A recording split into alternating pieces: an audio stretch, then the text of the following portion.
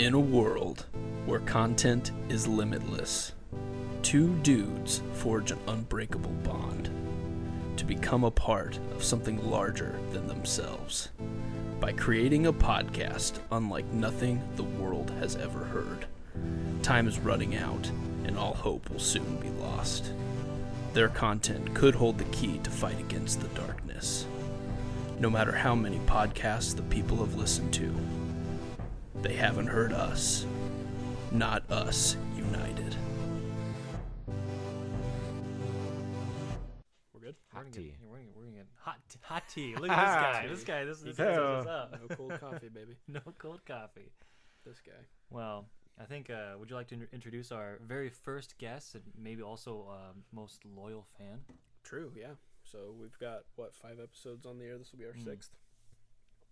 And through thick and thin, these last 5 weeks, one of our good friends, Chris, has mentioned that he's listened to every episode. Stopped when he can, because that way he doesn't spoil anything. But we're like, you know what? To reward you for your loyalty, you should join our podcast. Become one of us. Yes. That's right. You don't have those graphic tees yet, so That I is got true, invited onto the podcast. Yes. We're slowly getting there. We got Episode 50. 12% or something. So, but no, Chris is a good friend of ours.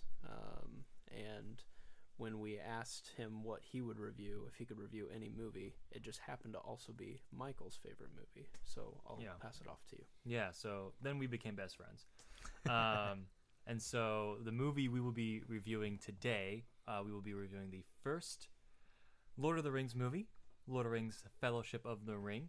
Yes. And this one is your favorite Lord of the Rings movie as well? Or is it just Lord of the Rings in general? Because I'm a Lord of the Rings fan. Yeah. I mean, I'm not like die hard like Nick is with Marvel or anything, but but I definitely enjoy the universe. It's definitely grown on me.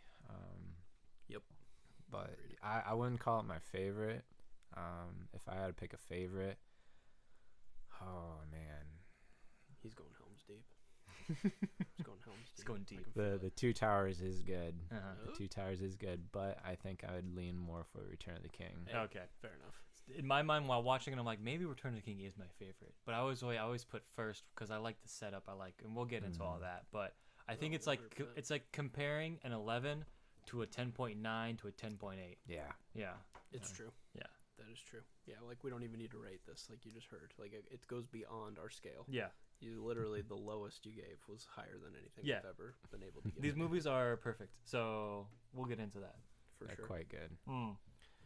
I think the main, I mean, we're not really going to do a spoiler-free review. This movie's been out for 20 plus years when now, did right? this come out? 2001? 2001, 2002, and 2003. Oh my Okay, gosh. so 20 years now.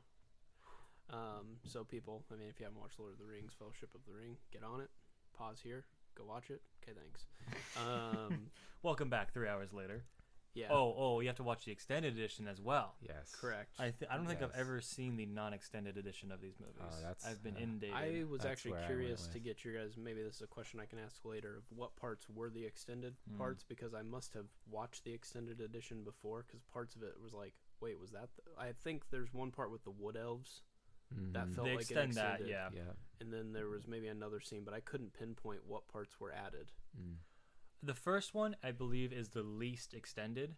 Right. I know vividly 2 and 3 more. There's certain moments where it's like, that is an extended edition, that's Sure. not. And like, there's parts where it's like, some of my favorite scenes in the second one are from the extended edition. But the first one, I don't know extended versus non-extended enough, because I think I haven't even seen. It's a lot. So I've only seen the extended now twice. So rewatching it for this podcast was my second go about. Otherwise, I lived off the theatrical release. So Okay. I mean, still loved it there. Still love it now. Oh, I was yeah. gonna say, I mean, it had to have only added maybe 10 minutes tops, It's pretty. It's not that much. I think, yeah. because I think they were all over 3 hours. Maybe this Yeah, one was it- just sub 3 hours theatrically. I don't know, but Yeah, it may have been closer to maybe 20 minutes 20 total. minutes, It was a lot of character development scenes. mm-hmm. And from what I've noticed, they summarize some of those scenes in a few words more so. That definitely came about. But yeah. For sure. Yeah. Well, Chris, so I want to get your background with this movie? Like, Yes. why is it your favorite movie? What is it like? When was the first time you saw it? Is there a vivid memory about like the first viewing of this movie? Right. I didn't see it in theaters because one, it was way too long back in 2001 for little old me. So it was one of those movies I believe my parents rented, and back from the video store. Whoa, Yeah. showing our age here a little bit. Like a local one, or like Yeah, a definitely Blockbuster? local. Yeah. It Nice. was definitely not a hot Let's go. button Ours name was like a Blockbuster. Video showroom was what it was Mm. called. I think mine was like the drugstore. Oh, like, nice. Like Nice. the That's local wild. drugstore had a section of videos, cool. and Oh, I thought it was literally just called the drugstore. The drugstore, No, the no. drugs of movies. no, due to trademarks, I can't release the drug. Oh, God. the store. I could probably say it, but Fair enough. but no. So we rented it from there, watched it, and that was my first experience with Lord of the Rings in any capacity, like before books, Hobbit, anything. And I just love the adventure. Like I hadn't seen anything to that scale and to that magnitude of like an adventure and like storytelling. And like I remember at the very end I had two feelings. One, I was pissed because I didn't know that they were making 2 more movies after this and that the story continues. Yeah. I thought it was just like they ended it on a sad song and Frodo and Sam were looking over these rocks in the marshes and Mount Doom in the background, and We got a I'm long just way to like, go. really, this is where you're ending it? Figure it out. This is the worst ending ever. That would be amazing. So I was pissed, but like I was just like, I think I was so taken into the movie, like I just like I don't know if you've ever had it, but you leave a movie and you just feel energized afterwards. You're like, oh man, I feel like amped now. Like I felt like that, and That's awesome. it was definitely a great moment for me, and just it blew my mind and just opened my eyes to an entire new realm of film and cinematography. So Yeah, this definitely, a lot of movies get called epic. This is an epic. It has a scale. It deserves that word. This of defines being epic. Yeah, it's like it's got the characters, it's got the location, it has the lore, it has this element to it that a lot of movies try and chase but don't ever really succeed in. Oh yeah. And so I like what you said about being invigorated by the first time viewing it, but for me it's like always, do you find it that the more you go back to it, the more you rewatch it, the more you fall in love with it, the more you're saying this is why it's my favorite movie, because I can watch it, I can just keep watching it, and you feel that same feeling. Absolutely. I think for a long time, like especially through college, like any, winter break, spring break, whatever, I think that would be my go-to movie to watch. Oh yeah. Was just do a Lord of the Rings marathon. Theatrical release naturally, so you can knock it out in 6 hours, but but I'd spread it out over the week or something like that. But yeah, and the more details you pick up too, just like there's so much detail and precision done in this movie. And I know in high school, after seeing all the movies at that point, like I decided, hey, I'm gonna read these books. Nice. And which is a challenge because it's Tolkien, and my gosh, it's huge, and just the language and detail that he goes into is very descriptive. Yeah, like it goes, like a song can go on for 5 pages and you're like, what does this have to do with anything? And it usually doesn't do much with anything. And it's just the love that he had for this world. And so I ran through the books, and after that, watching the movies and like even the extended, like you just start picking out like, wow, they really tried to stay true to the books. Even so. Go. No, I was gonna say, do you feel like this is one of those where the book and the movie almost kind of like spiral the story itself upward for fans? Like they're not constantly comparing the two, but rather they almost like complement each other, rather than like, oh, the books were way better than the movies. I think you're gonna have people in both camps. It's true. In my opinion, I think they complement each other very well. Like there's some movies like the book adaptation is like, or like, you know, you have the book and then the movie, and so it's a complex relationship there. But I feel like with the Lord of the Rings, like, they, given the limitations that movies have, like, you know, you have to be so long, otherwise you're gonna lose audience interest, and you can only budget for so much. Like, this was a huge budget film and everything, and like they only could do so much. But I think with what they did, they were able to hit like the pieces that really counted. I mean, they definitely paid attention to great detail in all these movies, like outstanding detail. I think so just on that line, so New Line Cinema, the movie studio that made this movie, they bet everything they had on these movies. Right. Like, this was their make or break moment. Yeah. And so they thought when making the first movie, they thought this movie was going to be awful. And then they did screen testing, and they're like, wait, this is actually really good. And then they put far more money into it. So then you get the whole, what brings so much depth to this is like the Urukai and all the orcs and all like the way they look. It's extremely practical. They just made everything.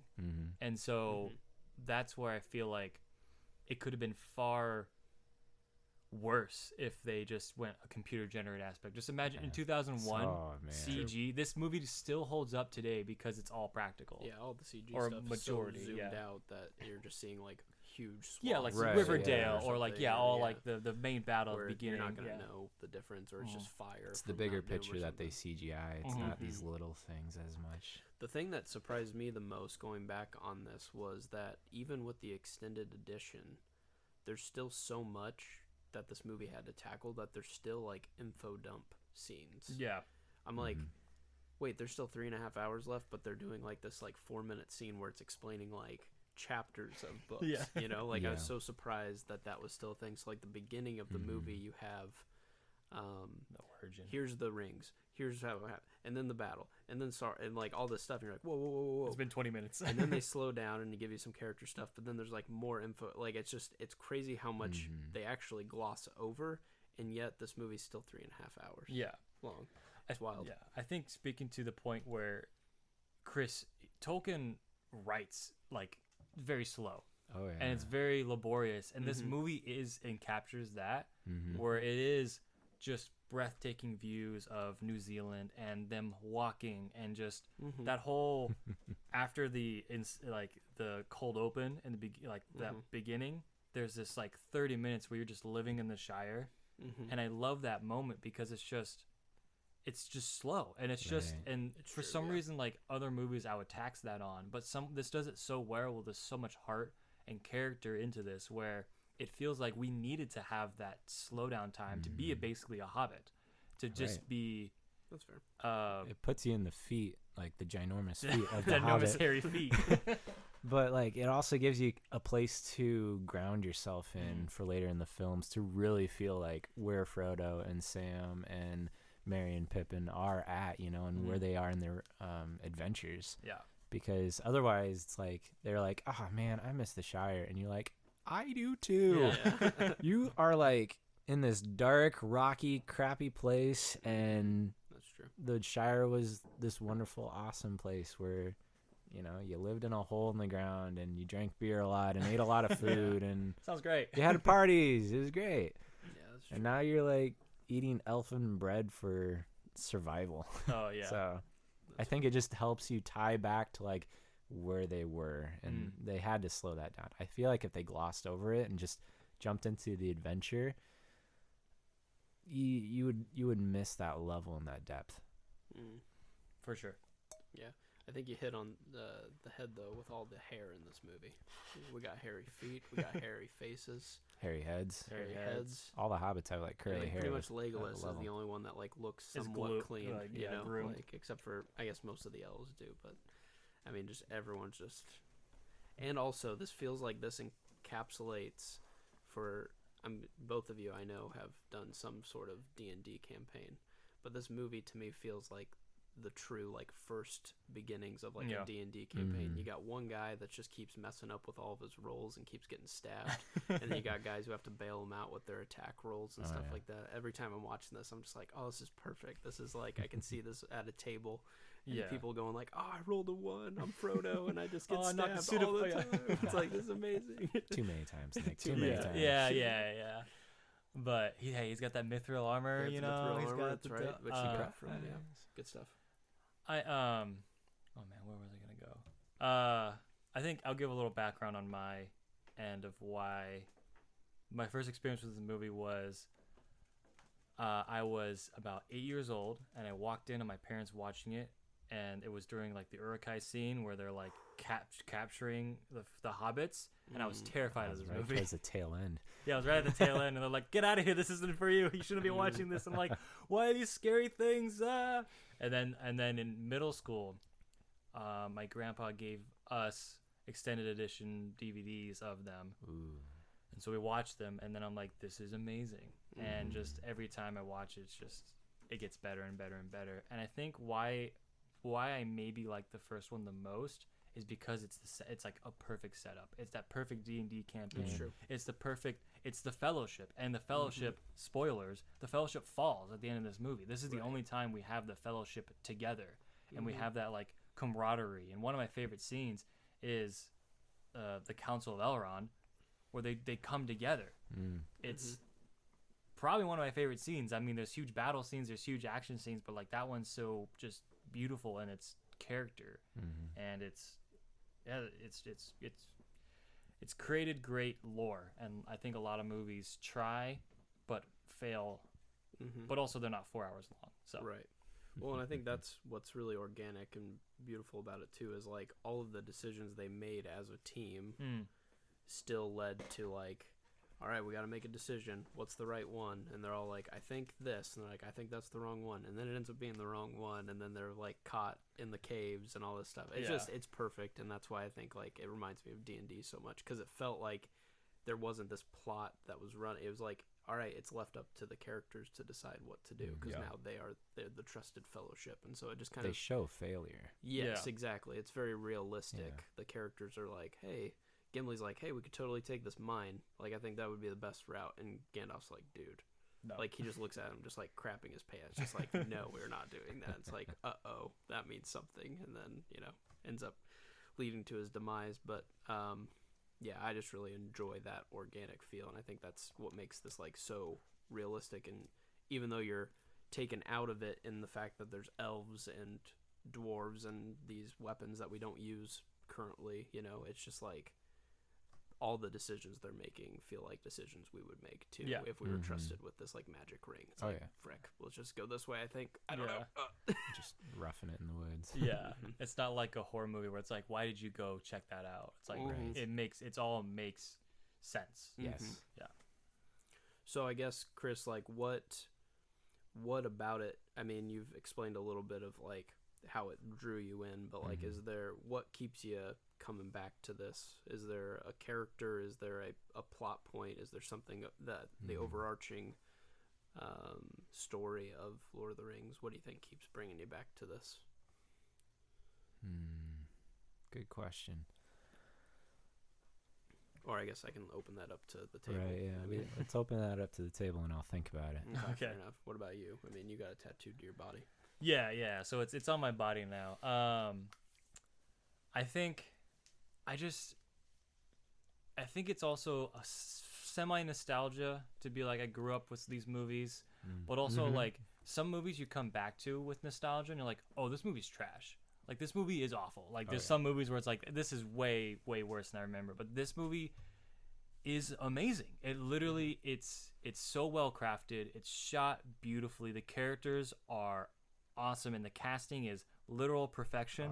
I know we'll talk about one role you brought up earlier, but I think Ian McKellen killing it. Orlando Bloom, maybe his best role. Legolas. I feel like that was one of his first roles. It was, I think it was. And then he ended up with pirates and everything. Went nuts. I think it is maybe his first and best. And then John Rhys Davies as Gimli, like my dude, just a mine. A mine of Moria. Dude, even working like that dwarf shot, like just the cinematography that needed to be done for him to be a dwarf. Oh yeah, and even Gandalf and the hobbits, like you see like the behind the scene photos of like that carriage and like Elijah that Wood thing's is like so sawed far in behind. half or something like that. Like what's going on? And that's the care that you see care in this movie, and that's why it's so good. Is you see every detail. You see this could have been done like digitally altered Elijah Wood, and it looked like crap. But like doing it practically and giving this heart and this feel to it, like it's magic. It's literally magic in a bottle, and I don't think it's really been contained since. Yeah. I mean, I don't know if we want to get really into The Hobbit, but I think it is a far lesser film because it doesn't have that heart to it. It doesn't have that genuineness, I feel, where this just like, hey, we're trying, we're giving all of our effort. You can see the love and the care in all of these films.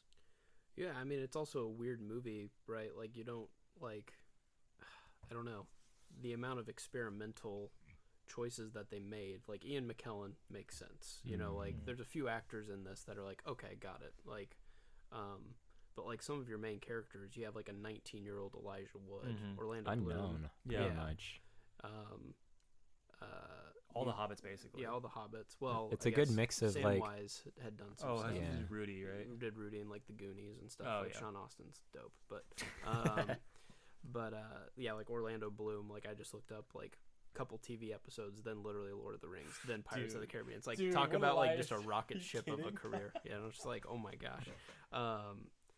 But I think like all of that feels almost like this experimental indie film. But then they did 3 of them back to back, and then made arguably like the craziest, you know, best trilogy of all time. You wanted to say it, yeah. Well, you wanted to say it. I mean, definitely the most ambitious, you know, like besides like the Marvel cinema, like universe, you know. But like, yes, it's probably, you know, like Star Wars did good, and then I think Lord of the Rings. In that world, they're like hold my beer. They're like hold my beer, and then Marvel's like hold on, hold both my beers. Yeah, but I mean, like we had, I still think like Lord of the Rings 3 movies back to back still wasn't even practiced. Like even Endgame and Infinity War that we've talked about before, that was like pretty crazy to think like over a year they filmed 2 movies, but like these guys did 3 back to back, and no one knew if it was going to be successful. No, Marvel trusted. You're coming to these because this is the conclusion. Like, you know, like there's no... And there was a steady growth to Marvel where it's like, obviously there's 22 movies, but like it started with Iron Man and then they slowly start growing. And now they're just a machine producing everything out. Yeah. I mean, for back to back, you look at like Matrix Reloaded. And so the 2 sequels were back to back and then dumpster fire. Right. But this one, they just captured it. I think they were just so genuine about it, and they were so true. They obviously changed things, and we'll say what they changed. But I mean, they had a blueprint that they could easily follow. Yeah, I mean, that's like true. the book was there. Like they knew the source material was very good. What like this? They knew the source. Like where if you look at the Matrix, you're like, oh, okay, where are you going here? Yeah. But like here, it's like like it's your classic epic story. And it's really hard to mess up, sort of thing. Like, especially when everything is spelled out to you as Tolkien does it for you time and time again. So right, yeah. I mean, in the Matrix, like the drugs had worn off by the time they wrote the 3rd one. Or whatever. Yeah, but then in the Lord of the Rings, it was like, hey, we still have good source material. Yes, it's like the Game of Thrones before Game of Thrones, and it actually stuck the landing. Yeah, you know, like where because they knew what actually had to end. Right. You know. Yeah, very good. So maybe you guys can answer this now that we're a little bit into it. What actually was extended about this movie? Do you guys know? Or not? I can't quite remember. Okay. So I can probably pinpoint a few moments. Yeah, shout it out. So the first moment of extension that I recall was, I mean, the entire starting scene after the is it prologue? The big battle. Yeah, the entire like flashback and the intro, like the moment you hit Bilbo in in his hole at Bag End. Like that from like, because in the theatrical release, I'm pretty sure it jumps straight to Elijah Wood sitting in the forest, then meeting Gandalf.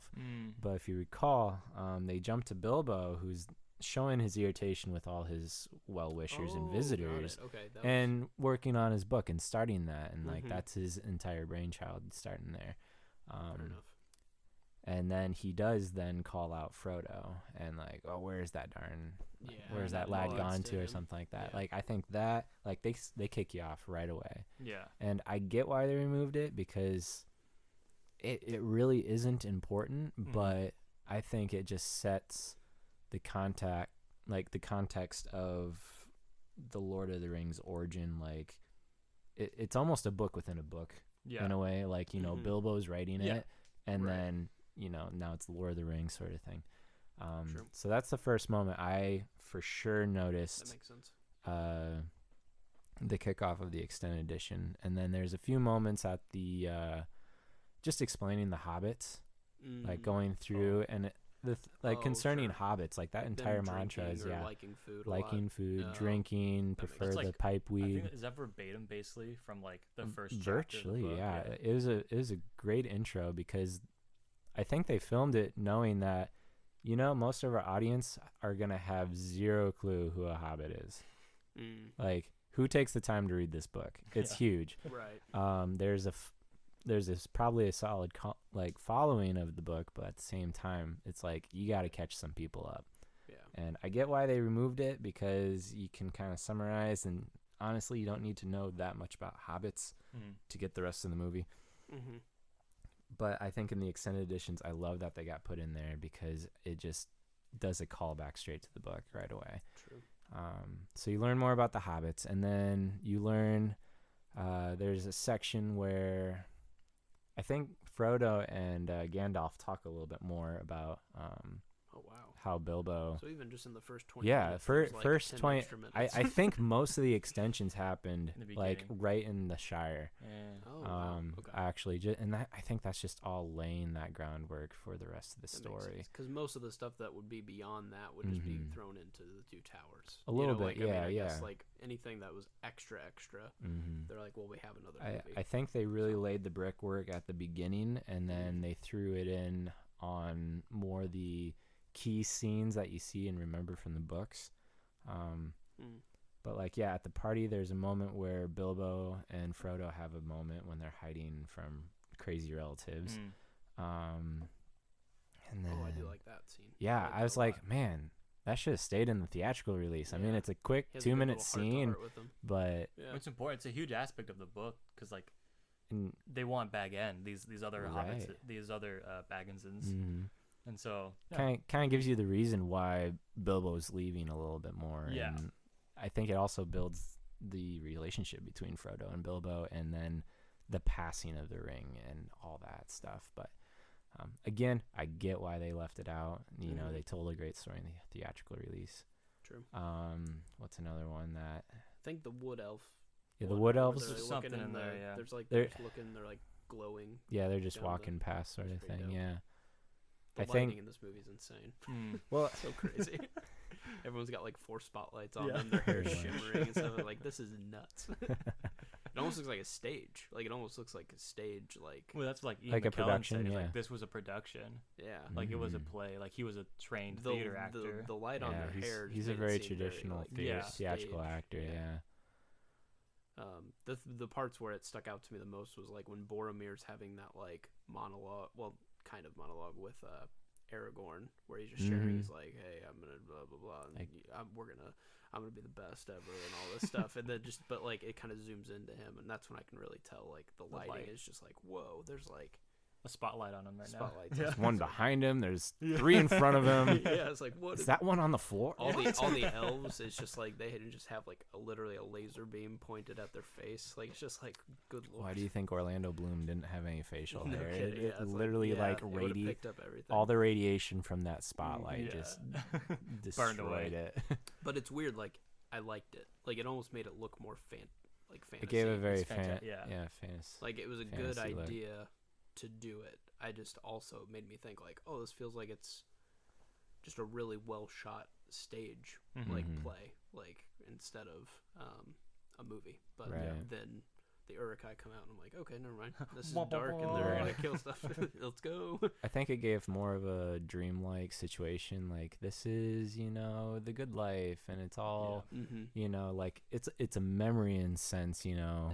Like if you think of it from writing a book, like all that before leaving, like Riven or anything like dangerous and sad and hard, those are hard lights. Where if everything is happy and whatnot, like the memory recall is going to be like softer and brighter, and it's going to be a little more lovey-dovey in a way like that. And it was kind of a weird contrast too, to start the movie off with like so you get all the fantastical stuff, the rings, magic, Sauron, all this like crazy supernatural stuff.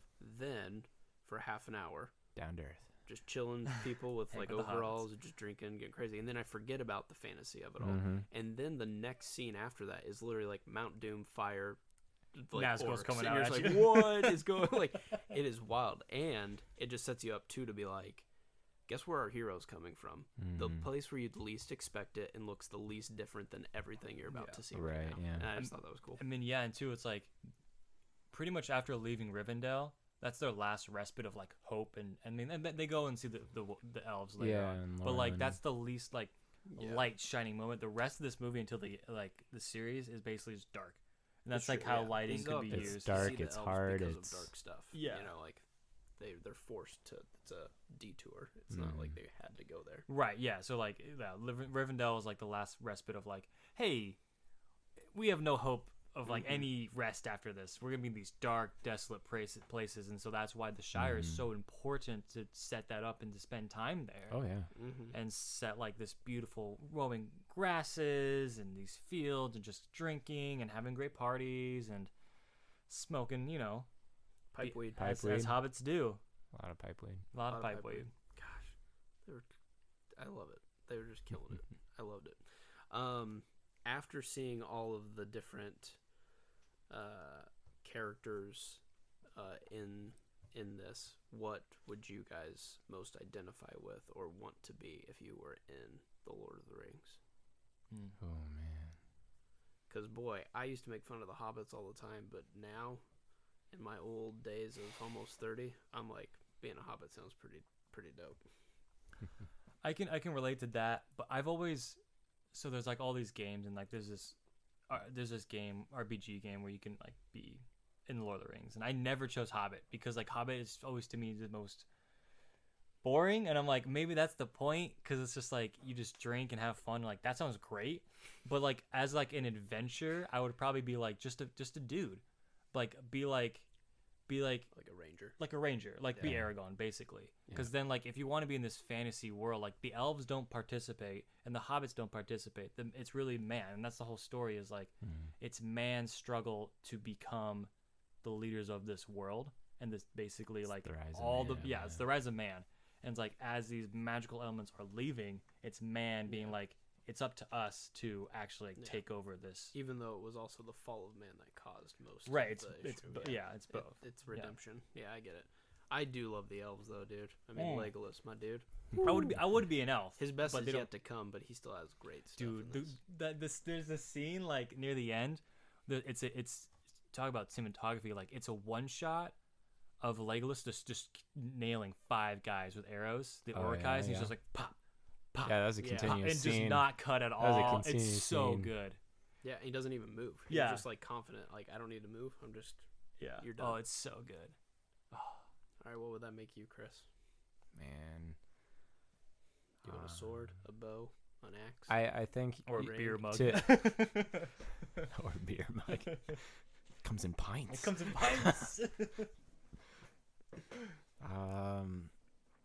Man, I think to also tie this in with your previous question, I think I really enjoy the story arc of Aragon and just like the fallen like kingdom and everything. That's good. Just because I mean that really does branch from beginning to end, like that entire story arc, and to know and to get to know Aragon at such an early stage. Like when they show, like I loved in the extended that they showed like them actually roughing it in the wild between Bree and Rivendell. Yeah. Like Oh, I was sure. like, this spot, like, even if it's just a few unsaid scenes, like it just shows the travel. Yeah. Otherwise, it's like, hey, we're in Bree. Hey, we're halfway to Rivendell. Hey, we're in Rivendell, sort of thing. So that's a great point, because a lot of movies like now would just be like Bree, maybe show a scene of like them cooking in the field, and then all of a sudden, boom, we're in Rivendell. I mean, that's kind of what they did on the theatrical release. Yeah. Like, I was surprised with how much they did show in the wild. That I was like, man, this totally makes, the travel, like, you feel and see the travel more rather than, just see it on them. I mean, they do have a montage of travel. That's where you get the entire second breakfast thing, but Second breakfast. but I mean, they go from second breakfast to, maybe some walking in a field to then, like, okay, now you're at Weathertop or at the Watchtower or whatnot. And it's like, okay, but they gave you, like, they're going through marshes and they're going through thickets, and Aragorn had a deer carcass hanging from his body at one point. And I was like, this shows the actual roughing it of how tough it was between point A and point B. So true. Yeah. He's also cool because, like, a lot of the seeds that are planted in this first movie of just, like, him avoiding the ring, him even getting close to the ring and still, like, letting Frodo grasp it. Like, his humility throughout the whole thing is just beautiful, as it will eventually pay off in the end of, like, you are the true king. Like, you deserve this. Because Boromir's just sitting here going, like, dude, we could totally just win the day, man. Let's just put this sucker on and let's just end him. And Aragorn's just like, dude, shut up. Like, Boromir's like the average man, and like Aragorn's this noble, just character that will always do the right thing no matter what.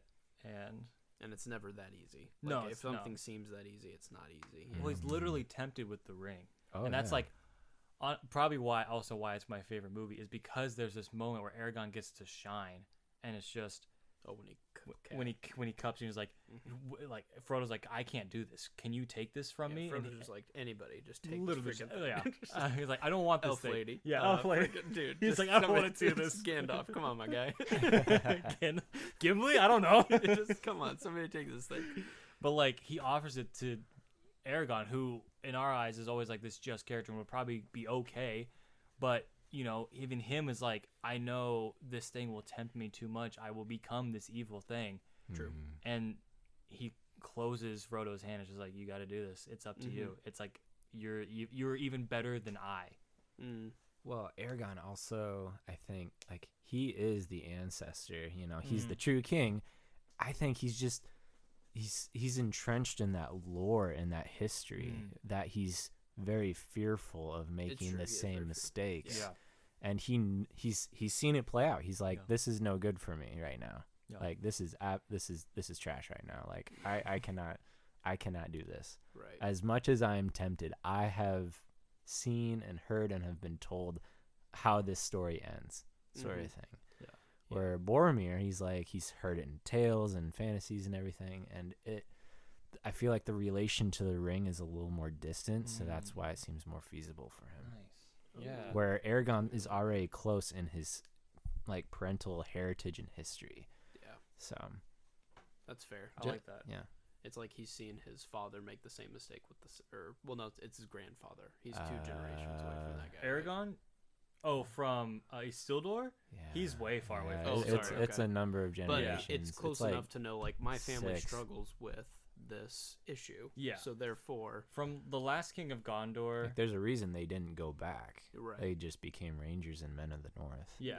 He's about, from the last, I don't know exactly, but he's about 2 generations away from the last King of Gondor, I believe.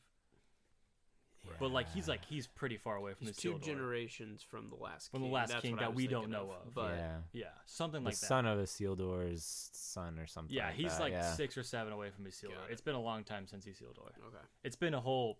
Was that battle the first age, or was that the end of the second age? I feel like the end of the second age. Okay, that makes sense.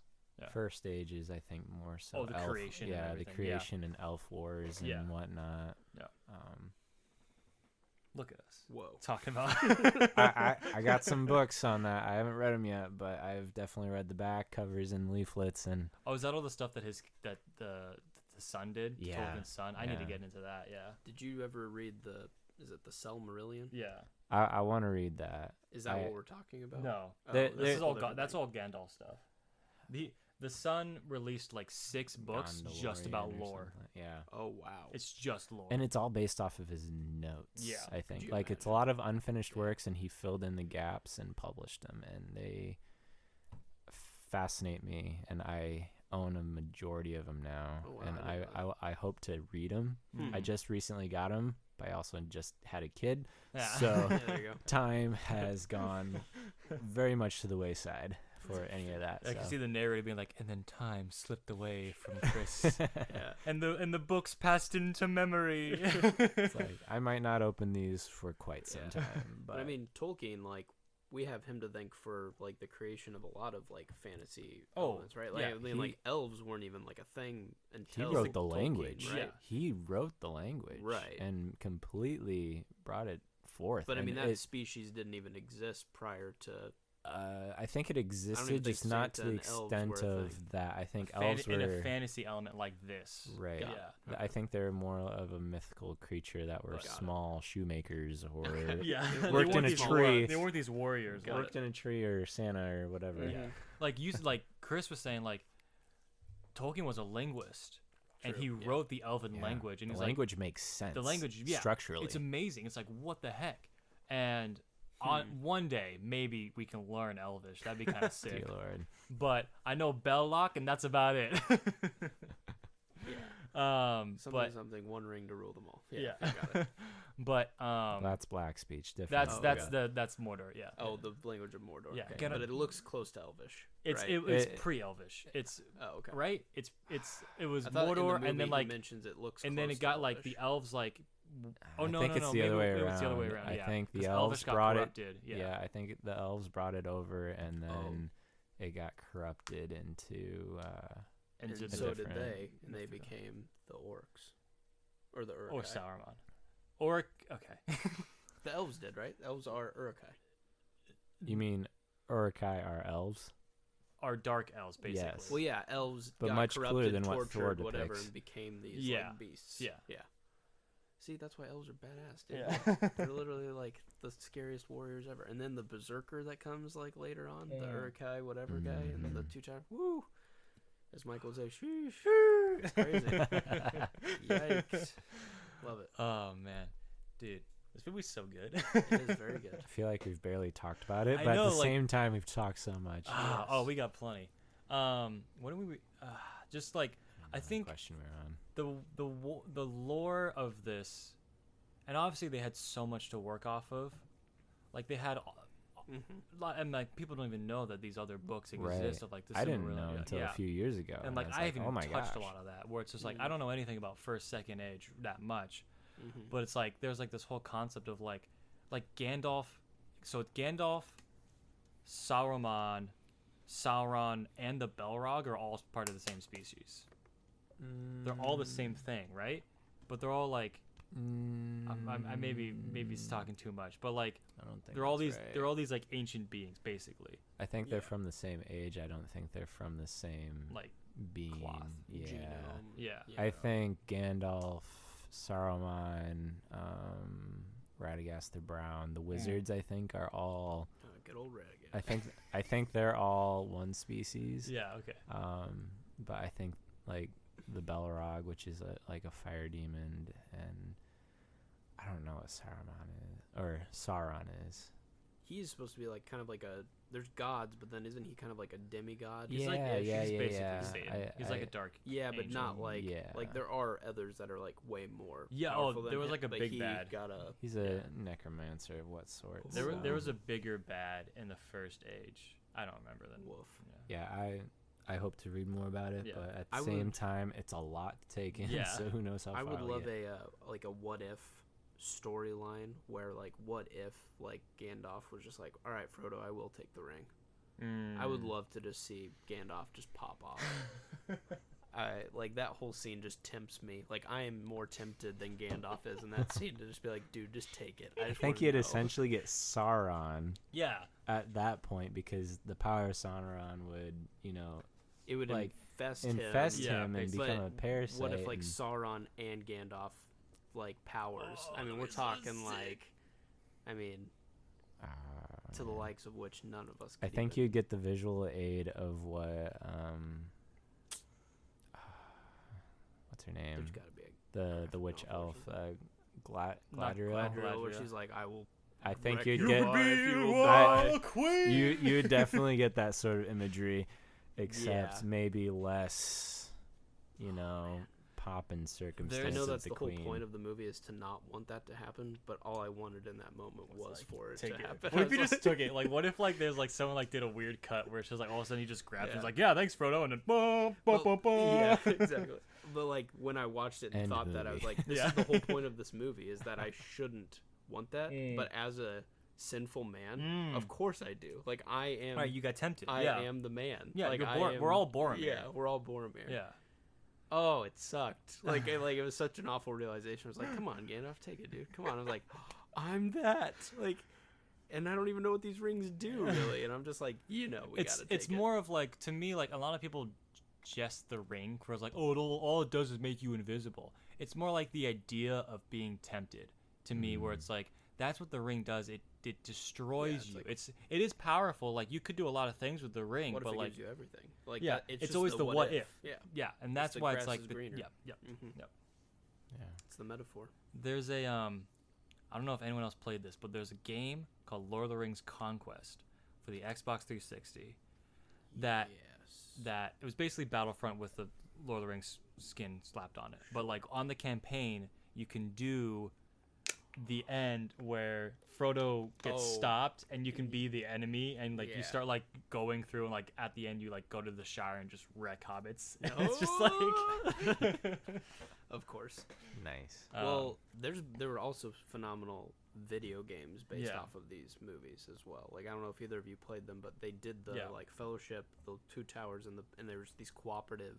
I mean, like you games. said, the D&D aspect of it all. Like I mean, D&D has a lot to thank Tolkien for sure. Right, like, but the Fellowship I mean, video games have a lot of to thank for D&D. I mean, any role-playing video game is essentially that. Yeah. But there was one where at the Return of the King, you could play it as you either get to be Frodo and Sam versus Gollum, or you get to be Gollum, and like you could be Gollum and take out the hobbits and then do your thing. Oh, it's sick. It's pretty nuts. Those were like the alternative history. But anyway, so that's why I can never be around the ring. So anyway, I'm not strong enough. I'm no Aragorn. Oh well, it is what it is.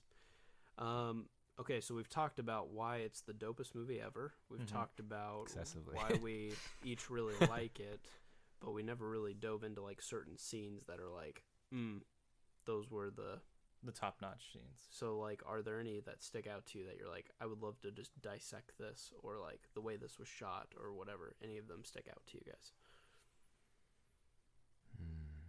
Besides all of them. Or the cave. I feel like we kind of did the Fellowship scene a little bit, but we can also dive back into that too. Yeah, let's go back to one of my favorite scenes is the Council of Elrond, where the Fellowship comes together. Or where whenever I rewatch the movie, I always forget that Frodo isn't meant, or the initial plan is Frodo is never meant to go to Mordor. He's supposed to stop at Rivendell. Yeah. And I always forget that because like, he's always like, okay, my journey's done, it's over, and then like this council just can't agree. Elves, man, dwarves, all these people cannot agree, and Frodo's like, I'll take it, and it's this beautiful moment where, and then everyone comes together, and you have my sword, my bow, my axe, like iconic, and it's just this coming together of these races and these people to do an ultimate goal. It always. It's great, and then it falls apart. Right. It's also just super humbling, too, that the Hobbit gets to be the one that can carry it, because everyone else is like, yo, if I touch that, I'm going full evil. Like, it's just so cool that it gets to be, I love the Hobbit's role in this, Frodo's, obviously the worst, but it's fine. Oh, that's what I wanted to get to. You asked me the other day, Chris, what do you think of Elijah Wood as Frodo Baggins?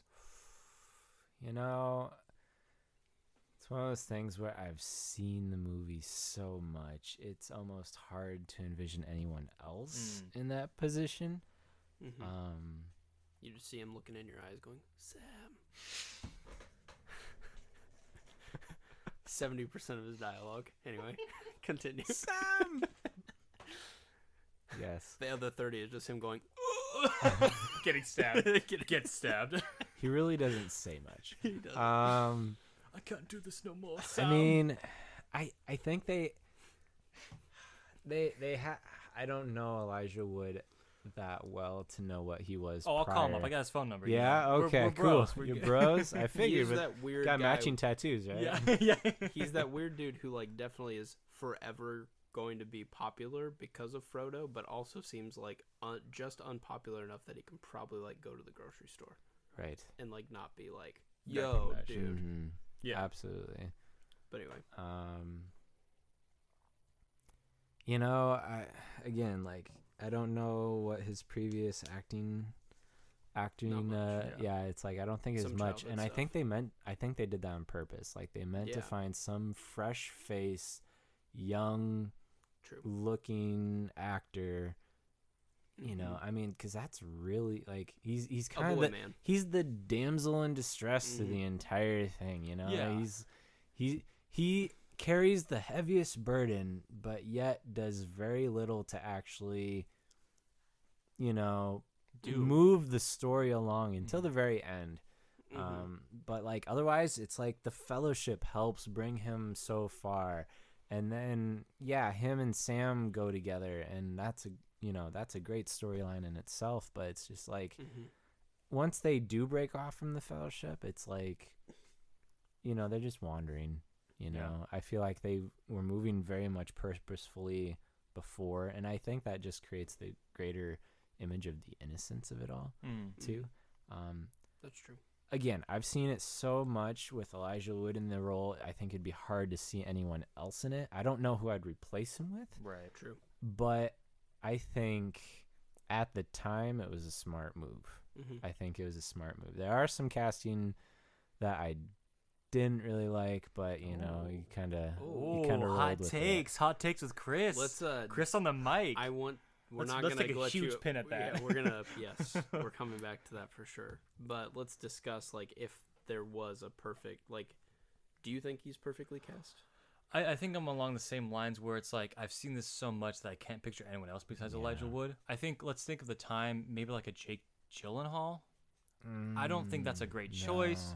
He's too baller. He's too ball. Yeah, I think he gets a lot of miscredit because Frodo is such a hard character to be. It is. Frodo is the worst character in the Lord of the Rings. It is. I mean, that's just the truth. Yeah. It's the story of Frodo. But it's perfect that he is that because it needs to be the guy that would be the most heroic person in the room. Yeah, because he's not. Yeah.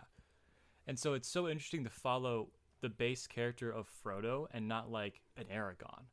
Like Aragorn's a secondary character, but he's like arguably the most interesting character. Oh, yeah. And that's why it's so just a different dynamic of like, why are we following Frodo? But it's just Frodo has the ring. Frodo has the ring.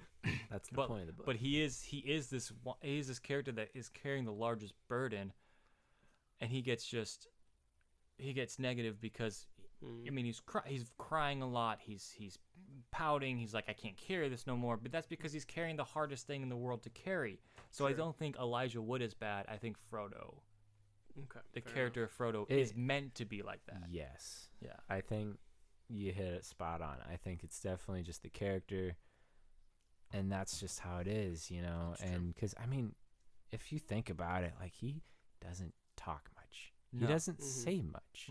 He's just there for the ride almost, especially for this first movie. You know, once we get into the second and the third movie, he's got a lot more of a prominent role. Yeah, that's true. And that's fair. He's just along for the ride, really. I mean, even leaving the Shire, they quickly run into Merry and Pippin, who then never shut up. Yeah. So it's like, Merry and Pippin is so great. They're the comedic relief. Let me throw this casting at you. What if Tom Cruise did it. No. Okay. That was a good. They talk. would have made it to Mount Doom in half the time because he'd have been You're just running so all the way. No, Tom Cruise is too much of at that time. Even he would have been too much of an action star at that point. It might have been You needed a sarcastic, unless you young, agree. fresh face. You needed a young, fresh face. It might have been sarcastic, unless you agreed. It's fine. On a No scale one of 1 to agreed. 10, What how about much do you Matt want? Damon? No, Okay, I'll stop. I feel like I don't know. I really like Elijah Wood in the role, and it might just be because I've seen it 1,000 times, Yeah. and that's the It's person hard. I picture. It's hard to. But Frodo, the character, is the hardest character to enjoy because he's Mhm. carrying the hardest burden in the world, Yeah. Mm. And he gets stabbed a lot. and he gets stabbed a lot. That's true. Yeah. All right. Well, now let's get into them hot takes. Who did you think was Gosh. miscast in this? And it can be all three movies if you want. Oh, I'm man. fine talking about it I'm because I want to Yeah. hear this. This is gonna be Not that I hot. disagree with you. I Hot think there tea. probably Hot could be some tea. things. I love recasting movies. I think that's Right, a right. super fun exercise. Hilarious. To think about. It's hilarious. Tom Cruise up for every role. I think Like think of Gandalf and Frodo. I got think together. Gandalf Yeah. was properly casted with Sir Ian McKellen. Oh Mhm. yeah, certainly. Um, Thank you. Saruman was Christopher Lee. Mm, The fact that those two are in a movie together, I mean, Mamma mia, you couldn't go wrong. that's a spicy Mountain Dew meatball. I was gonna say, dang. Let's see.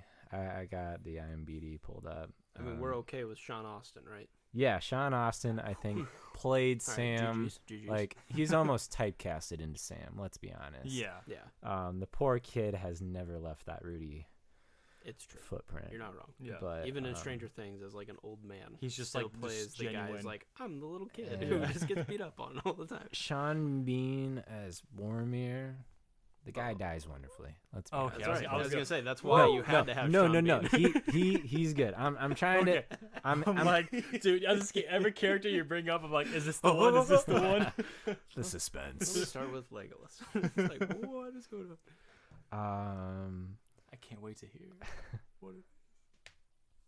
Bring the heat, bring the heat. There's a couple. I think my biggest one that I didn't like was what's her name? Erwin, Liv Tyler. Really? Oh, interesting. Interesting I take. didn't necessarily like her in that role.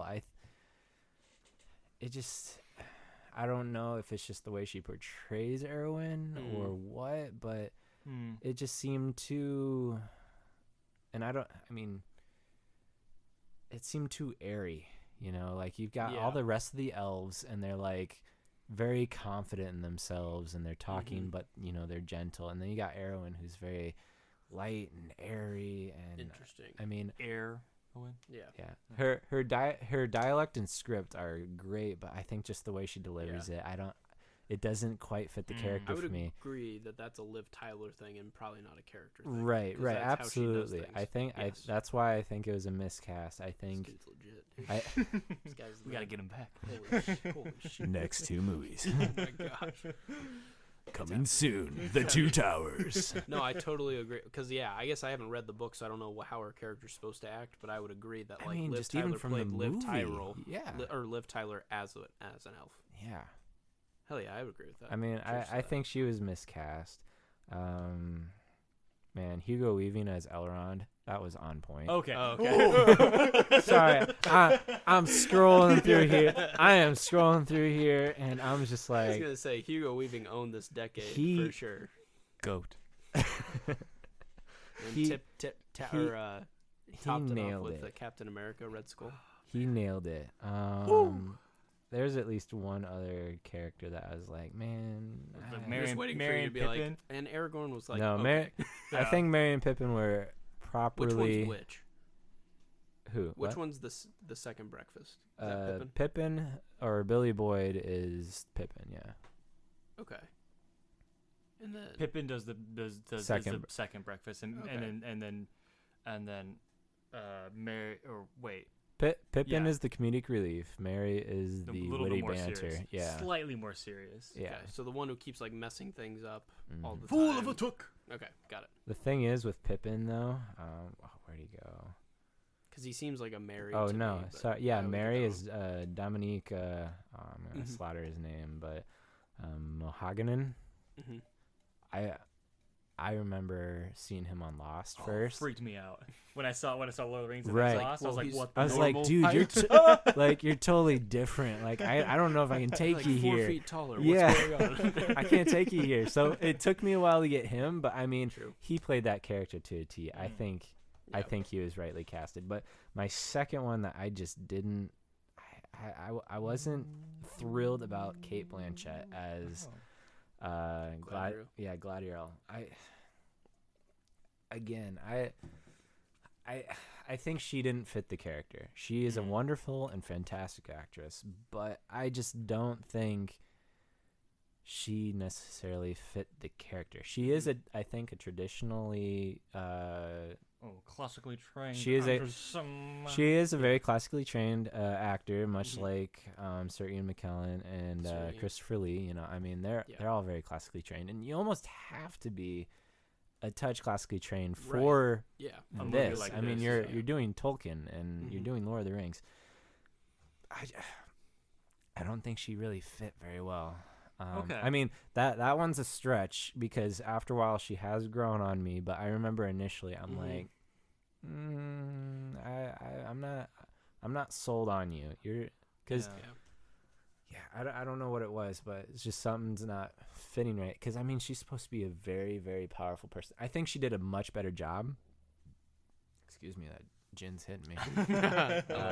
Let's go. I think she did a much better job in The Hobbit in her same role. I mean, I think at that point, Hot take. yeah, I think at that point I had just either one gotten used to her in that role, or two, she just took it slightly differently. Yeah. You know, she improved on where she left off, sort of thing. Like, you know, I didn't like how I did it this way, so I'm going to maybe change the character a touch and improve this way, you know, because I mean, Peter Jackson did both, and she was in both, and so I think, you know, there's always room for improvement. I think she did improve between Lord of the Rings and The Hobbit, where she showed up, but she was not necessarily my favorite initially.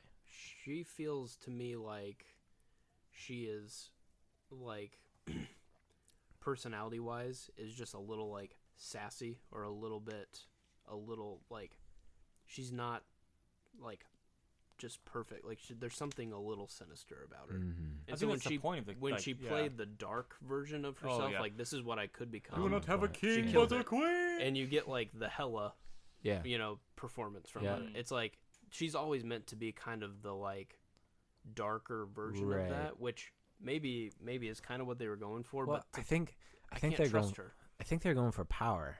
Because I mean, she. Oh, Well, interesting. don't get me wrong. The elves of, was it Lorien or whatever? Yeah. They're kind of their own little realm of very tight knit elves. Like, the elves are very pocketed in, like, their societies, and I mean, she's got one of the elven rings, and so I mean, I think they were going for, like, someone who can play a very powerful and potent character, but yet hold the grace of an elf. She didn't seem gentle to me, and maybe she was supposed to be more gentle. I thought she was gentle. I would push back on this one more than Liv Tyler. She's gonna stab you in the back, dude. I know, but Good like luck, that's like Godspeed. that's like the whole, like, I don't know. I feel like her whole point was to be like, is she even, like, supposed to be trusted? Because then, like, I've always felt so much unease with her character, and I think that's good, because it's like, is she supposed to be trusted? But but she is, because she gives you all these gifts, but then, like, she is this also another flawed being, and we don't see elves as being flawed, and she is like Legolas. I mean, you see his she's hair. already tasted one ring of power. Imagine the greater ring of power. Yeah, like, and there's the moment of it where he offers the ring. We're talking 2 rings. one on each hand. Like, 2 of them. Pow! Pow pow. Ching ching. Yikes. I don't. I can agree, but maybe it's again, it's just I've seen it. Yeah. Out of Right, the 3 yeah, characters again, you picked, I've seen I think you it so picked the many. 3 ones that were probably the most okay with. Yeah, I agree. Yeah. What was my third character again? I don't know. You said 3? Yeah. You said. I heard It's 2. like- I I guess did- we talked I about did- Frodo, and then you mentioned. Oh, yeah, Frodo. Frodo. Yeah, Frodo. Yeah, my bad. Legend. I mean, Tom Cruise would kill it, but whatever. I don't even know Let's where not go where there. where do let's you not get go off? there. I'm just saying you wouldn't have to CGI like any of the scenes. He's already short enough. It would have been perfect. It would have been fine. I don't know what you're talking about. Tom Cruise would be the last choice in my opinion. Put some curly hair on him, No, and then him No, and Gandalf can no. hug, and it's the same height No. as Frodo. It's fine. It's fine. no. We don't have to worry about it. No, you're the Oh, only person that jeez. believes Tom Cruise should be Frodo Baggins. Can we upgrade any other character, or do you think all of them are? No, they're cast at perfect. Okay. Well, Whoa! Oh, hot Oh, take oh. number 3. let me look. Let me Let it say, go, Chris. Gandalf Let me look. could Go have for been. Let me look. I mean, I don't know who I'd upgrade. Gandalf could have been Tom Cruise. But It's that- all Tom Cruise. That's a very interesting point. Like, can we upgrade anyone? I don't know. Like you said, it's very entrenched in my You mind. could probably do some of the but- Gondor dudes. Like, don't get me wrong, Boromir was good. He was spot on. Sean Bean. I think looking later in the series, they probably could have done different Some characters. of the kings could yeah. have been, or his dad, Boromir's dad, probably could have been. Oh no! Not the way he eats that tomato. No, not the way he eats that tomato. That's a juicy take right there. All right, well, That might be my most favorite thing you've ever seen. Not the way he eats that tomato. If we Are you kidding me? if you invite me back for the other 2 movies, we can Oh, do dude. other Yeah, hot 100%. takes. 100%. But I almost feel like we need to just do a commentary. Like, we just need to watch Yeah, the we need Two to watch Towers this, and just gosh. live record. Yeah. you wh- know while we're how watching often it. we'd have to like pause that just to talk this out. Well, I mean, we would just watch it. we'd with be back silent- and yeah, forth. It's long enough. Two Yeah, Towers it's extended. gonna We be got at silly. least a minimum 5 hours. Yeah. I was watching it. I was like, man, I could talk about that. Man, I could talk about that. Man, I could Dude. talk about that. That's why it's such a great movie, Nicholas. I'm not saying it's a bad movie. I'm just Why saying. don't you love this movie, Nick? I'm just saying Tom Cruise so. could have killed it. Not to change topic, but the one thing that I absolutely love about this movie is the soundtrack. Oh, Yes. we have not talked about that. No. Great themes. And that is one thing I think you guys have neglected on some of your movies. I mean, you hit it with In the Heights, Well, mostly because that was yeah. a musical. True. But like some like Endgame soundtrack and a few other things, It's like true. like you gotta consider that when you're going in for a theatrical To get the experience. emotional feel. Mm-hmm. And You're right. the Lord of the Rings, like who's it, Howard Shore, I think, Yeah. nails it. Yeah. I think Absolutely nails it. I mean, it is a little repetitive once you listen to just the soundtrack, which I have done, but it helps the set thi- the mood, the though. thing Oh, we're is, at the I can orcs listen to part. that soundtrack and relive the movies in my brain It's because iconic. I've Yeah, hit you're right. that point already. I think Concerning Hobbits is one of the best songs. Oh yeah. It's like the beginning song. You were like doo doo doo doo doo doo doo doo doo. Yeah, that's pretty good. It's simple. There's beautiful. energy, but Yeah. it's kind of laid back. Yeah, it's It's It's good. like weird. smoking pipe weed. Yeah, smoking pipe weed, and then all of a sudden you have this wah wah wah. It's Yeah. like there's such a Wah, dichotomy. wah, Wah wah wah. Yeah. It's just like there's this dichotomy between like the Hobbits and like Mount Doom. I don't know the name of that Mount Doom soundtrack, but like Sauron's Skittle. But you know Yeah. what I mean. What? Sauron. Did you say Skittle? Yeah. Skittle. Shoo-up, yeah. Sauron's Skidap. Skidap. Shoo up. Anyways, Yes. but the soundtrack is amazing. I for sure wanted to mention that tonight. That I love the soundtrack, and I listen like all through college and high school. Like studying, that would be one of my go-tos, just because Yeah. you can just thoroughly enjoy it. And the Yeah. fact that I've seen it so much and heard it so much, it almost goes to the wayside. But like I can always come back and be like, I know right where we're at, sort of thing. Some of those things, too, are what are going to make it hard to ever reboot this. Like, Oh yeah. you know, Never, like, yeah. like you can't, because it's just like, oh, the music. Like, you some of those things are just like, we now have emotional connections I to mean- some of those things. I mean, all right, so not to get into a completely different franchise, but if you take like the Harry Potter series, Sure. it started off with John Williams. Mm-hmm. Like he did like I think the first two sounds or the first two movies, Yeah. and then they switched over to a different composer in the third, and then I think the fourth was different composer, and then the 5th and 6th were the same composer. Like, they jumped around a lot, but like, I mean, they still keep those themes. They still keep that movie melody. Foundation. Yes, it was a good foundation by John Williams. Well, John Williams, yeah, amazing. You can't go wrong there. Yeah. So many I mean, awards.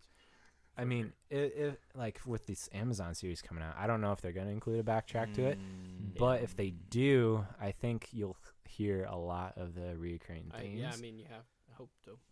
I mean, you should at least some similarities right at the beginning, because you got to do that tie-in. Yeah. Like, if you're not going to do anything else to tie in besides the world, like, you can easily just do the soundtrack tie-in. I don't know if you gotta get permission from Howard Shore or whoever, but I feel like the studio has the rights and then goes on from there. Here's a little fun fact too. I heard that Amazon's first season of Lord of the Rings cost more than all 3 of the original Lord of the Rings movies to make.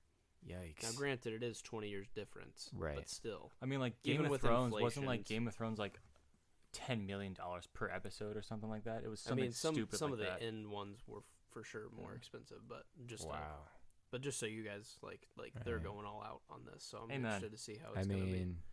But it's not gonna be like our era of Lord of the Rings, correct? Right. I believe the show will be a prequel. It's First Age. Yeah. No, Second Age. I haven't read too much on the I heard the announcement, and that's about as far as I got. Is the beginning of the Third Age. Yeah. Or towards the beginning of the Third Age. Right. So, but yeah, that show's gonna be crazy. I'm cautiously optimistic. I am too. But I think they could do. I mean, the world is so vast that they can literally start fresh. Yeah, they can literally start fresh, just in in the universe of Lord of the Rings. I mean, there's so much material that they could go off of. I mean, that's the thing. So, like, you talked about rebooting it. I don't think the original Lord of the Rings will not be rebooted 100 years. Something like that. I mean, I hope so. Yeah, because it's too iconic where, like, if you look at a Star Wars, it's not going to be rebooted until, like, it dies, and then, like, 100 years later, it gets going to take the characters you love. And exactly. So that's what Lord of the Rings is doing. I think if the movie experience would take the next step, which I don't know what that'd be like, maybe, like, complete, like, virtual reality submission into it or something like that, which would be nuts in itself. I could see them maybe considering the idea. Okay.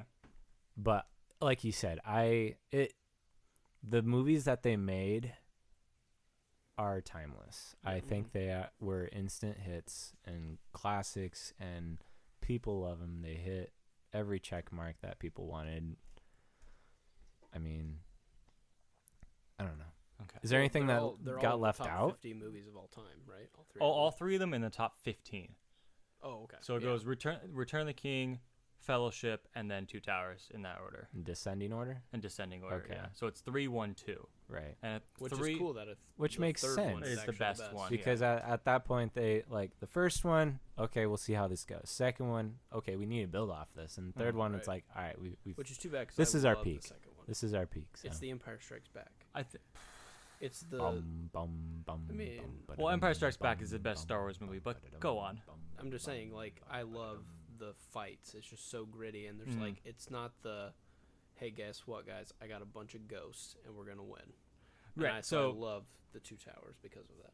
I think we brought up the Star Wars trilogy. Yeah. Lord of the Rings is a stronger trilogy of movies than Star Wars, and that's because Go ahead. Dude, your eyes got huge. Go ahead.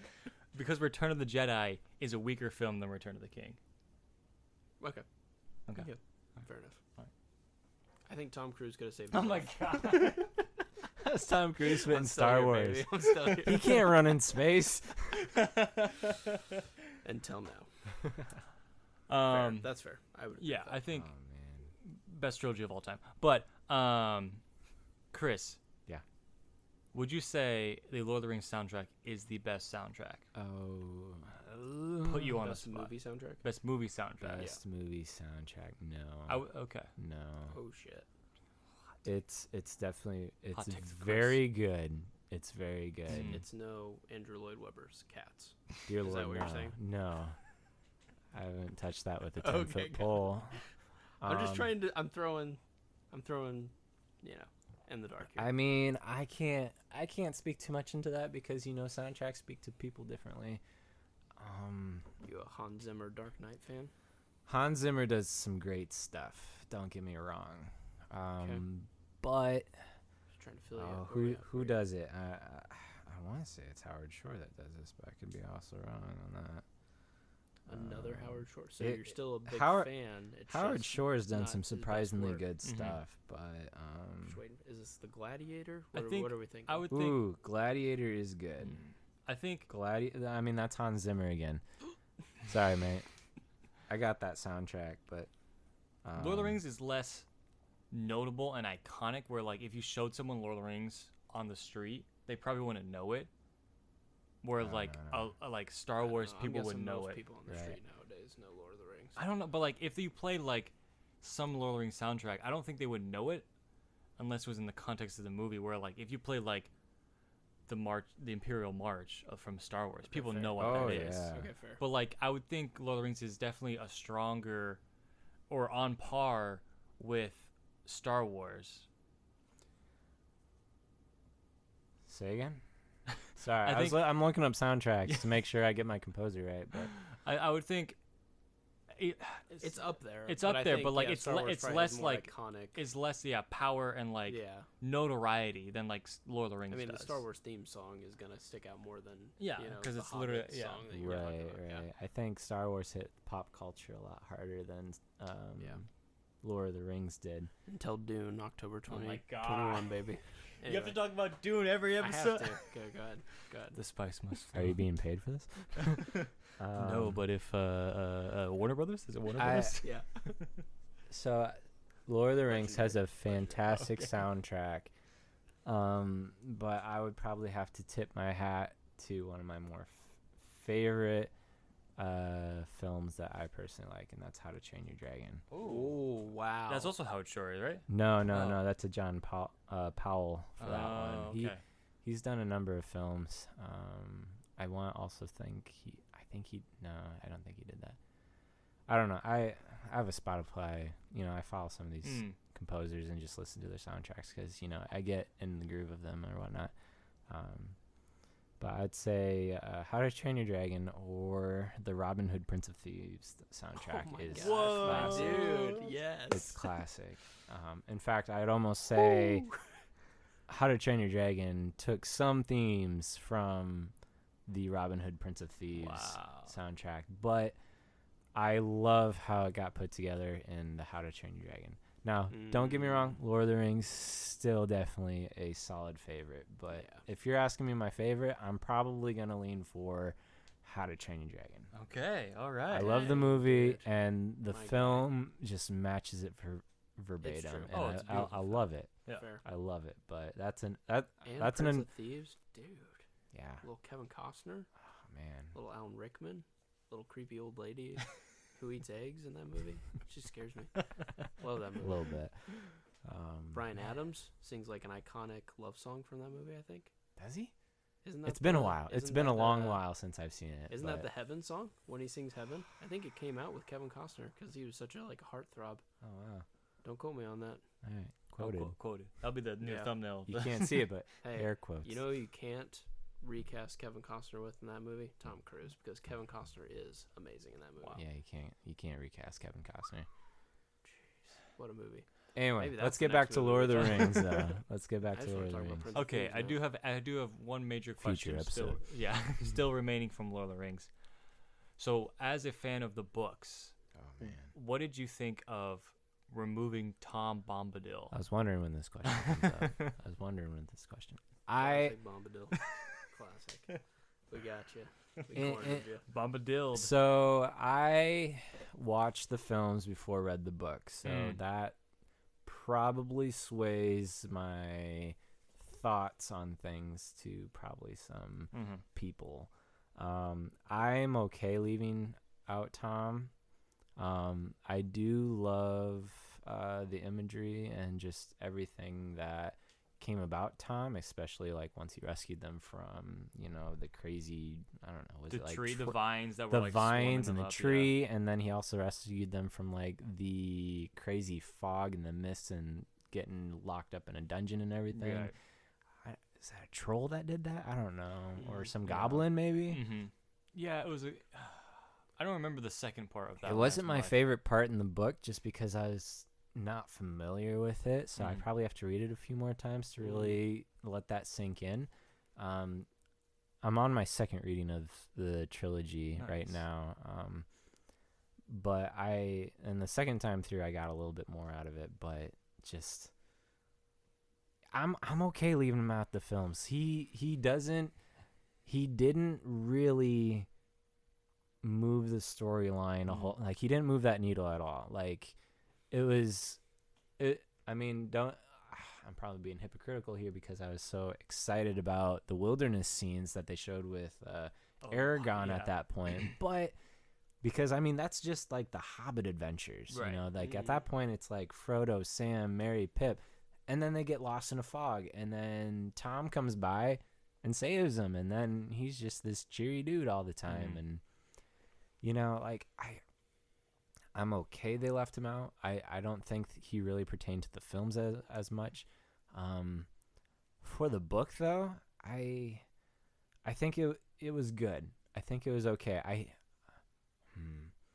I think it was him pulling, I think it was Tolkien pulling a little bit from The Hobbit still, you know, kind of in that children's book mindset. Yeah. And then I think he started realizing that maybe this isn't the sort of story that he wants to write, you know.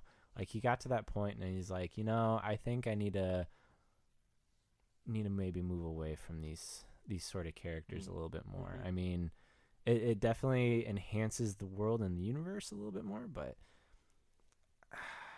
I'm as far as movie goes, I think it's fine that he got left out. Yeah.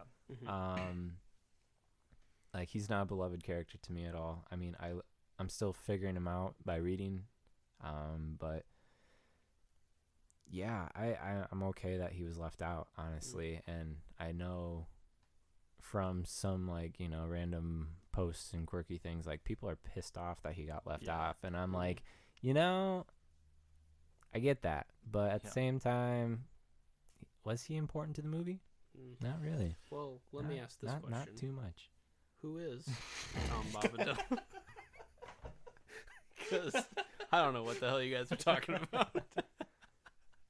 So let me just start with that one.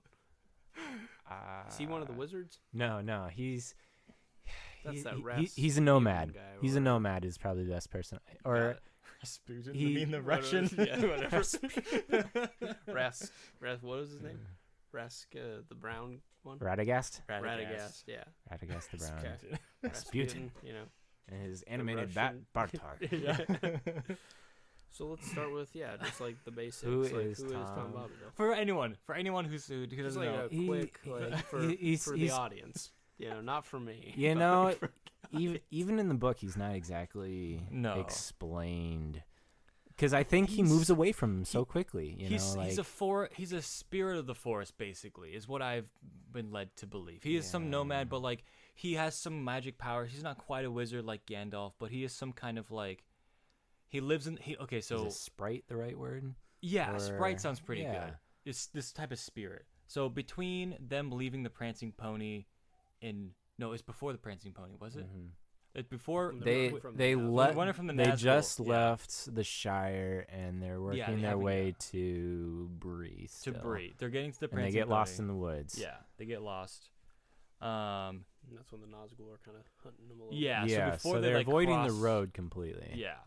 And so, like, they get lost in the woods, and these vines, like, grab them, and they're, like, literally about to die. And then Tom Bombadil's like, "Oh, hey, hello!" And he sings a happy little song, like, and hey, the tree the let forest go. should kill you because that would be bad.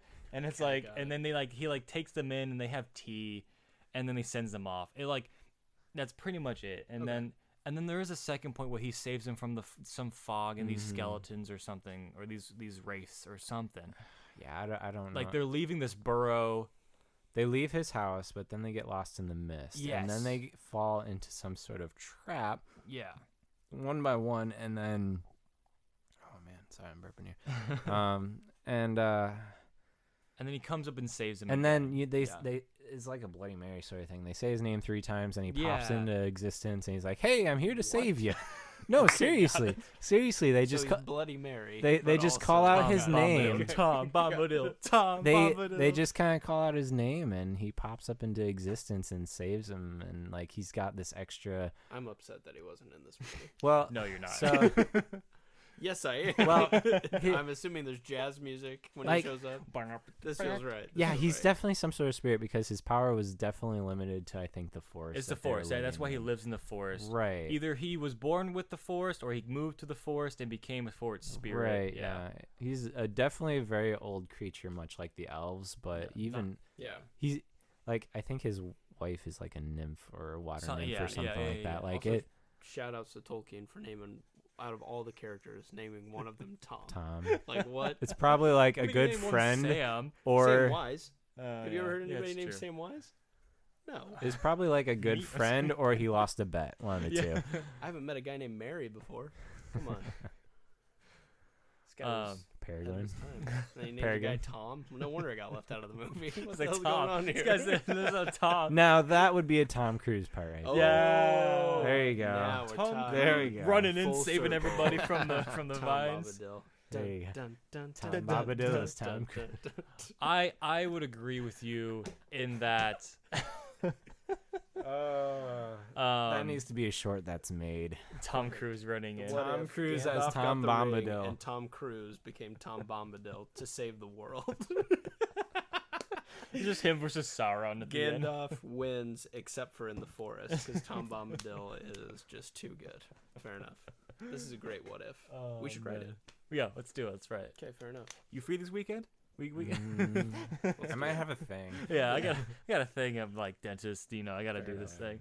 I agree.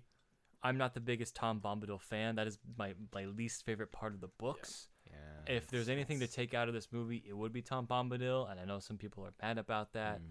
It's just like it really halts the journey. Where it's like, hey, let's go have some tea, right? And like sing some songs in the forest, and it's just like, wait, what?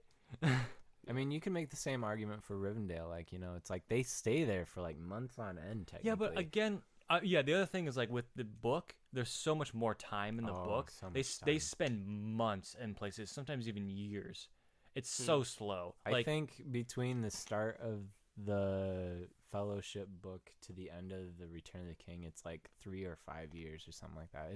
It's ridiculous. Yeah, and but I think originally too, like between the moment Frodo was given the ring, between the time Gandalf returned, it's like 10 years. Yeah, it's like some stupid time like that, where it's just like because Gandalf he has goes to travel all the way to Gondor, and come to back Minas Tirith, and then comes all the way back. Volcano is a brewing. It's time to come back. Yeah, that's the other thing was like they sped up things a lot. Like you had to. As much as like things aren't sped up, the movie has sped up way more, and I think that's for its benefit. Yeah, because like it takes. I don't think the same argument can be made against Tom Bombadil. Yeah. Bibbidi boo. Bibbidi bobbidi. And Rivendell, where Rivendell is this last bastion of hope. Yes, it's kind of like an epicenter. Yeah. Fair. And that's where the Council of Elrond happens. That's what. Like. It's a very key point. It's a. Yeah. Yeah, I 100% agree with you there. Yeah, like, Tom. Yeah. I would say, from what I know, that it was a grievous sin to keep Tom Bombadil out. I mean, we'll get on the forums, dude. I mean, go join your friends on the forums there. I think there's two major huge differences that the movie makes from the books, and one of them is Tom Bombadil, and the other is in the second one that we can get to. Little. Save that for another episode. Yeah, later. little cha-cha. Little cha-cha. Little Tom Bombadil jazz. Yeah. But otherwise, it's pretty accurate. Oh, the third one makes a big change too. Well, near the end. Yeah, but because Aragorn stays alive. Yeah. Right. Fair enough. Yeah, Nick knows what's up. Yeah. Because actually, Tom Bombadil is supposed to become king. Yeah, but then they keep him. So spoilers for the end of the Return of the King of the book. Tom Bombadil takes the ring and wears it, and then you know that whole Gandalf story where you were saying like destroys. Right. Tom Bombadil just goes off and kills everyone, and that's when the Jedi show up. Yeah. And then Sharknado comes through. Tolkien was way ahead of his time. Like George Lucas has so much to thank Tolkien for, including Jedi. Yeah. Yeah, it's wild. Fair enough. Spice must flow. The spice. And then a giant a dude giant worms. worm. Yeah. What a movie! I would love that so much. Be great. All right. Is there anything we left out on this movie? Do you feel like we left any stone unturned? Any ring? Do you feel like we've been there and back again? A Hobbit's Tale? Oh man, that's the wrong movie. Or do you feel like we'll need to go there and back again, perhaps another time? Yeah. Right. I mean, we talked a lot. Wow. Yeah, more about Tom Cruise. You've been than sitting in I this chair. No, that's not even true. That's true. I would have liked to talk. You've been about sitting more. in that chair for an hour and a half. How do you feel? Feel pretty good. Yeah, this isn't even the extended edition. Of Right. this Yeah. There's stuff we cut out, folks. Like Tom Bombadil. Yeah, let's just cut out everything about Tom Bombadil. That's half our episode. Man, what didn't we touch? It would be fun to talk to you guys a little bit about the practical effects. Yeah. Okay. Like, what were your guys' thoughts on Absolutely. that? Because Amazing. it did feel like okay. Sorry. I think they're on point. I think they definitely did what they needed to do for practicality. Yes. Absolutely. I agree. They were amazing, some would say. Yeah. And that would be all they say. You could sum up a 10-minute conversation into they're amazing. If you never wanted to have a podcast, you could just say amazing. This movie, amazing. Very good. Yeah, that's good. There we go. No, I liked it because, yes, everything did feel real. And the only thing that felt CGI was these aerial shots, which made sense. Like, yeah, you had to with a lot of the scenery. But, I mean, they're also in New Zealand, which is amazing. Yeah, it's true. I would like to how scenic it is. Visit and see, like... Oh, yeah, they're like Hobbiton set up, yeah. Mm-hmm. I watched some behind-the-scenes stuff on The Hobbit because I got that extension a while back. And so I watched that first, and... man, like they go through all their like places where they filmed and everything, and like they actually didn't do a whole lot. Like if there's like a key landmark that they had to include, yeah, that was CGI, but otherwise it's like it was pretty much New Zealand. So like for instance, like a Helm's Deep scene, is that just like a broken castle in the middle of some field that they found, and then they just added some stuff? I'd have to look on the behind the scenes. That's a movie ahead of us, Nicholas. Okay, yeah, I just love Helm's Deep. I think that I love Helm's Deep. I think that was mostly set. Honestly. I think the Helm's Deep was a set. The shots made sense, but the I didn't know if overarching there was an shot actual... of Helm's Deep is CGI. The shots like with characters that you can actually see is a set. Right. Okay, fair enough. But I do think the mountain range that's set in is real. So I think they did a lot of the back, the like zoom back, like armies. There, yeah, they inserted Helm's Deep in there to fit the set. But I think that crevice in that mountain range exists. That's cool. Yeah. That's sweet though. I mean, like it's not just some like completely made up place. Like this is something you could visit and be like, this is where they did this. Yeah, that'd yeah, be pretty sweet. I think obviously, let's just state again, amazing. I think again, the reason why this movie is so great is because it is so practical, and I think it's just so grounded in that where like it looks, you can feel it, you can really like feel like you can touch it. I think like there's like shots like a Rivendell, like there's a painted background, like when they're walking away from Rivendell, or like the CGI armies and stuff. I think really there's only one shot in the entire series that doesn't hold up, and that's in like the third one, where like the Rohirrim horses are like going down this hill and like attacking like this big army at the like one of the last battles. But otherwise, like everything, like if you watch this in again 20 years, I think it would look fine. It would look good. It would still look good. Definitely stand up to the test of time. Yeah, absolutely. Yeah, absolutely. Fair enough. Okay. Man, well. But yeah, their practicals were really good. Yeah. I mean, I think, was it The Hobbit they actually built Hobbiton, or like the Shire? No, That the Shire. sounds Yeah, right, that's in the yeah. That's when they actually built it, but I think a lot of the groundwork was already done during Lord of the Rings. They just That's cool. then made it a permanent structure. So I think they literally built a Shire. Yeah. That's neat. And really, I think that all consisted of building houses into hills. Otherwise, the hills and trees and everything else existed. They just Right. simply made a civilization there. And Yeah. That's so dope. so I just doing that is pretty badass. So I agree. Sweet. Man, what did we not cover? Oh man, there's probably something. We'll like stop. Oh it. yeah, I'm trying to think later in the movie. I feel like we spent a lot of time early on. Yeah, we I'm did a trying to lot. I think like earlier. the second half. Yeah, we didn't even talk about like the end battle, the end No, fight. I think no. it's not Mines one of of the Moria more at all. epic battles, but it is one of the more meaningful battles. Iconic. Iconic. Oh, This this guy. It's This iconic. guy. This guy listens. This to guy Not listens Us to this United. podcast. Just a few folks. Yeah, just all five. Like I said. I think it's more character driven, this battle, because Boromir's death is more important, and the like Legolas just popping off, and and Aragorn's scene with Frodo. It's like, obviously Helm's Deep is iconic, and like I was gonna say Legolas doesn't even pop off in this yeah, movie. he just pops off. yeah, but he's gonna pop off yeah. way more later on. There's a moment with a shield, we'll just say. Yeah, he has like 45 kills. Like, oh, and then the third movie with the elephant, yeah, like he Yeah. like, so but this Tom is Bombadil. It's like, dude, Oh, unbelievable. man. the moment where Tom Bombadil puts on the ring and just kills every elephant in the room. Yeah, I think this is just more contained, but also like still one of the solid fights. And then Gandalf freaking dies in this movie. We didn't talk anything about that. No, we didn't. Yeah. I think we're so enwrapped in the majesty of this entire movie that we haven't even gotten to the iconic loss of That is true. of Gandalf. That is true. You know, What are your thoughts on that? Do you love it? Do you hate it? Do you respect it? I think respect is a good way of saying it. Yeah, I respect it as well. I respect it dope. because if you had Gandalf through the entire travel, you know, like, Correct. does the Fellowship fall apart? Do they fall in He's hardship, pretty sort of thing? OP if Like, you what have was the more next step after Moria and you cross the mountain range? You know, it's like, time. what does that look like?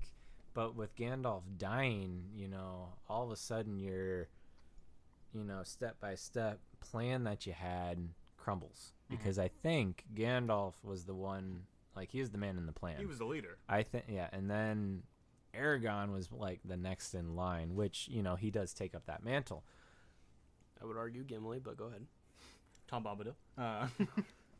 He said it. Well, on me. Gimli said go through the mines of Moria, and look how that turned out, Yeah. Nick. Yeah, it led to the best scene of Fellowship of the Ring. But also led to the death. Of who? Sir Ian McKellen. Oh, duh. The dude who we're talking about right now. Yeah, but it led to an epic scene, and then It I mean did. the belt. The Balrog of Moria. I think they did great on the Balrog. Oh, it looks fantastic. It was wonderful for the CGI of 2001. Man, It's true. like, they killed it. I mean, and the great thing is flame and shadow. So really, any imperfections that they couldn't do, it's like you just hide it in the dark and no one It's true. knows. It was very scary. One of the most iconic, and I'm not saying that to be just iconic, but one of the most iconic moments, sayings of this entire series. You shall not pass. And it took us an hour and 40 minutes to get to that. So that's how great this movie is. It took an hour and 40 minutes to get the Fellowship formed. That's literally like what you're talking about is like an hour two. I'm not even joking. Like, this extended edition is so long. No, I'm talking about us talking about it. It took us that long to get the one I of thought the you were most talking about the runtime. No, I was no, like, no. It took us that long to even talk about one of the most iconic parts of this movie. It's true. It's true. It's, dude, I don't know about you guys, but in middle school, high school, everyone's quoting that. every like That's true. once a week someone's saying you shall not pass. Maybe I was just a nerd. I don't know. That could be his thing too. But well, that's the cool thing about this movie is like, even if you're not a nerd, everyone saw Lord of the Rings. I mean, like it's not the most popular like you said, it was in the top 15 movies of all time. All 3 of them are, and that's not because everyone's a Tolkien fan and read this book and then watched this movie. It's because they watched this movie and they're like, damn, that's dope. Yeah. So I think this like went beyond all social like norms and all social like statuses. Everyone was like, okay, this was actually pretty legit. This is when a good story matters more than like the fandom of like what actually would get you into this movie. Right. Oh yeah. Because word of mouth is what spread this thing. Like, it wasn't like, oh, Lord of the Rings, that really popular book series that everyone reads. It's like, no, Lord of the Rings, like, you know, the book that some people have read. And then everyone goes, dude, you have to watch this movie. And then everyone's dope like, movie. Yeah. Oh, yeah. So I think that's part of the reason why this is so popular was it literally its reputation was good. Oh, yeah. So, but yes, You Shall Not Pass, epic. And then, fly, you fools. Fly, you fools. And then he just yeets. All right. So that phrase has some further like questioning. Yeah, people because are like, what does that mean? Just fly the Eagles to the Mount Doom is the easy explanation. No, it's not. It's the easy explanation. No, I'm not it's saying not. it's right. I'm not saying it's right. Fly, you fools just mean run. It just means run away. Correct. I'm saying that's the correct version. But some people see it as, I flew on an eagle, you should fly it on. It's like, no, stop. That's not true. It's not true. It's about the hero's journey. There's a solid argument for it, but I don't think they were. I don't think eagles were planned in the journey at all. Do we want to talk about the eagles just in general? Do we want to say why the eagles weren't used? Do you want to say that? Okay. Is that what you're trying to say? Sure. Why are you asking? asking? So the eagles weren't used because they're their own sentient beings, and they didn't want to be involved in the war with Sauron. Absolutely. Sure. That's fine. Okay. I'm not upset about it. Yeah. I just think some people are like, oh, easy. We could have just flown on the Eagles and thrown it. It's like, whatever. The ring is going to do it. Like, clearly the ring is going to try to avoid going to Mount Doom as much as possible. It's literally avoided all this stuff, and it's going to make everyone that's holding it do weird stuff. So, like, of course, there'd probably be a scene where, like, they're about to hop on the Eagles, and then Frodo's like, oh, Sam, and then like, falls off. So it's fine. I can't I get stabbed, Sam. Yeah, he gets stabbed. So, like, I'm just saying, like, the ring will probably counteract the Eagles anyway, so it's fine. Yeah, but still, people are always like, why didn't they take the Eagles to Mount Doom and just throw it? Because it wouldn't make 3 movies, you dum-dums. Yeah, it's fine. Idiots. It's fine. You dumb fools. You fools. Yeah. Fly on it. Sam, you fools. Yeah. Sam, I got stabbed, you fool. You know, I had to watch the extended editions, watching the subtitles as well. Because, you know, some of it's a little whispered. 1-year-old life, you got to be quiet when they're asleep. True. But he actually says fly multiple times before that scene, as in like run, flee, like, and I think that's because before, you know, like battling with the goblins and everything in Moria, like there's a run, but we can still, you know, turn around and attack. Where with the Balrog, it was fly because you've got no chance. You like, can't fight this thing. You can't. It's like I might be able to fight this thing, but you can't. Like he literally has a line like swords are no use for you now, sort of thing. Sting looks pretty cool. Not gonna do shit. Right. No. And so I think his language changes when the thunder.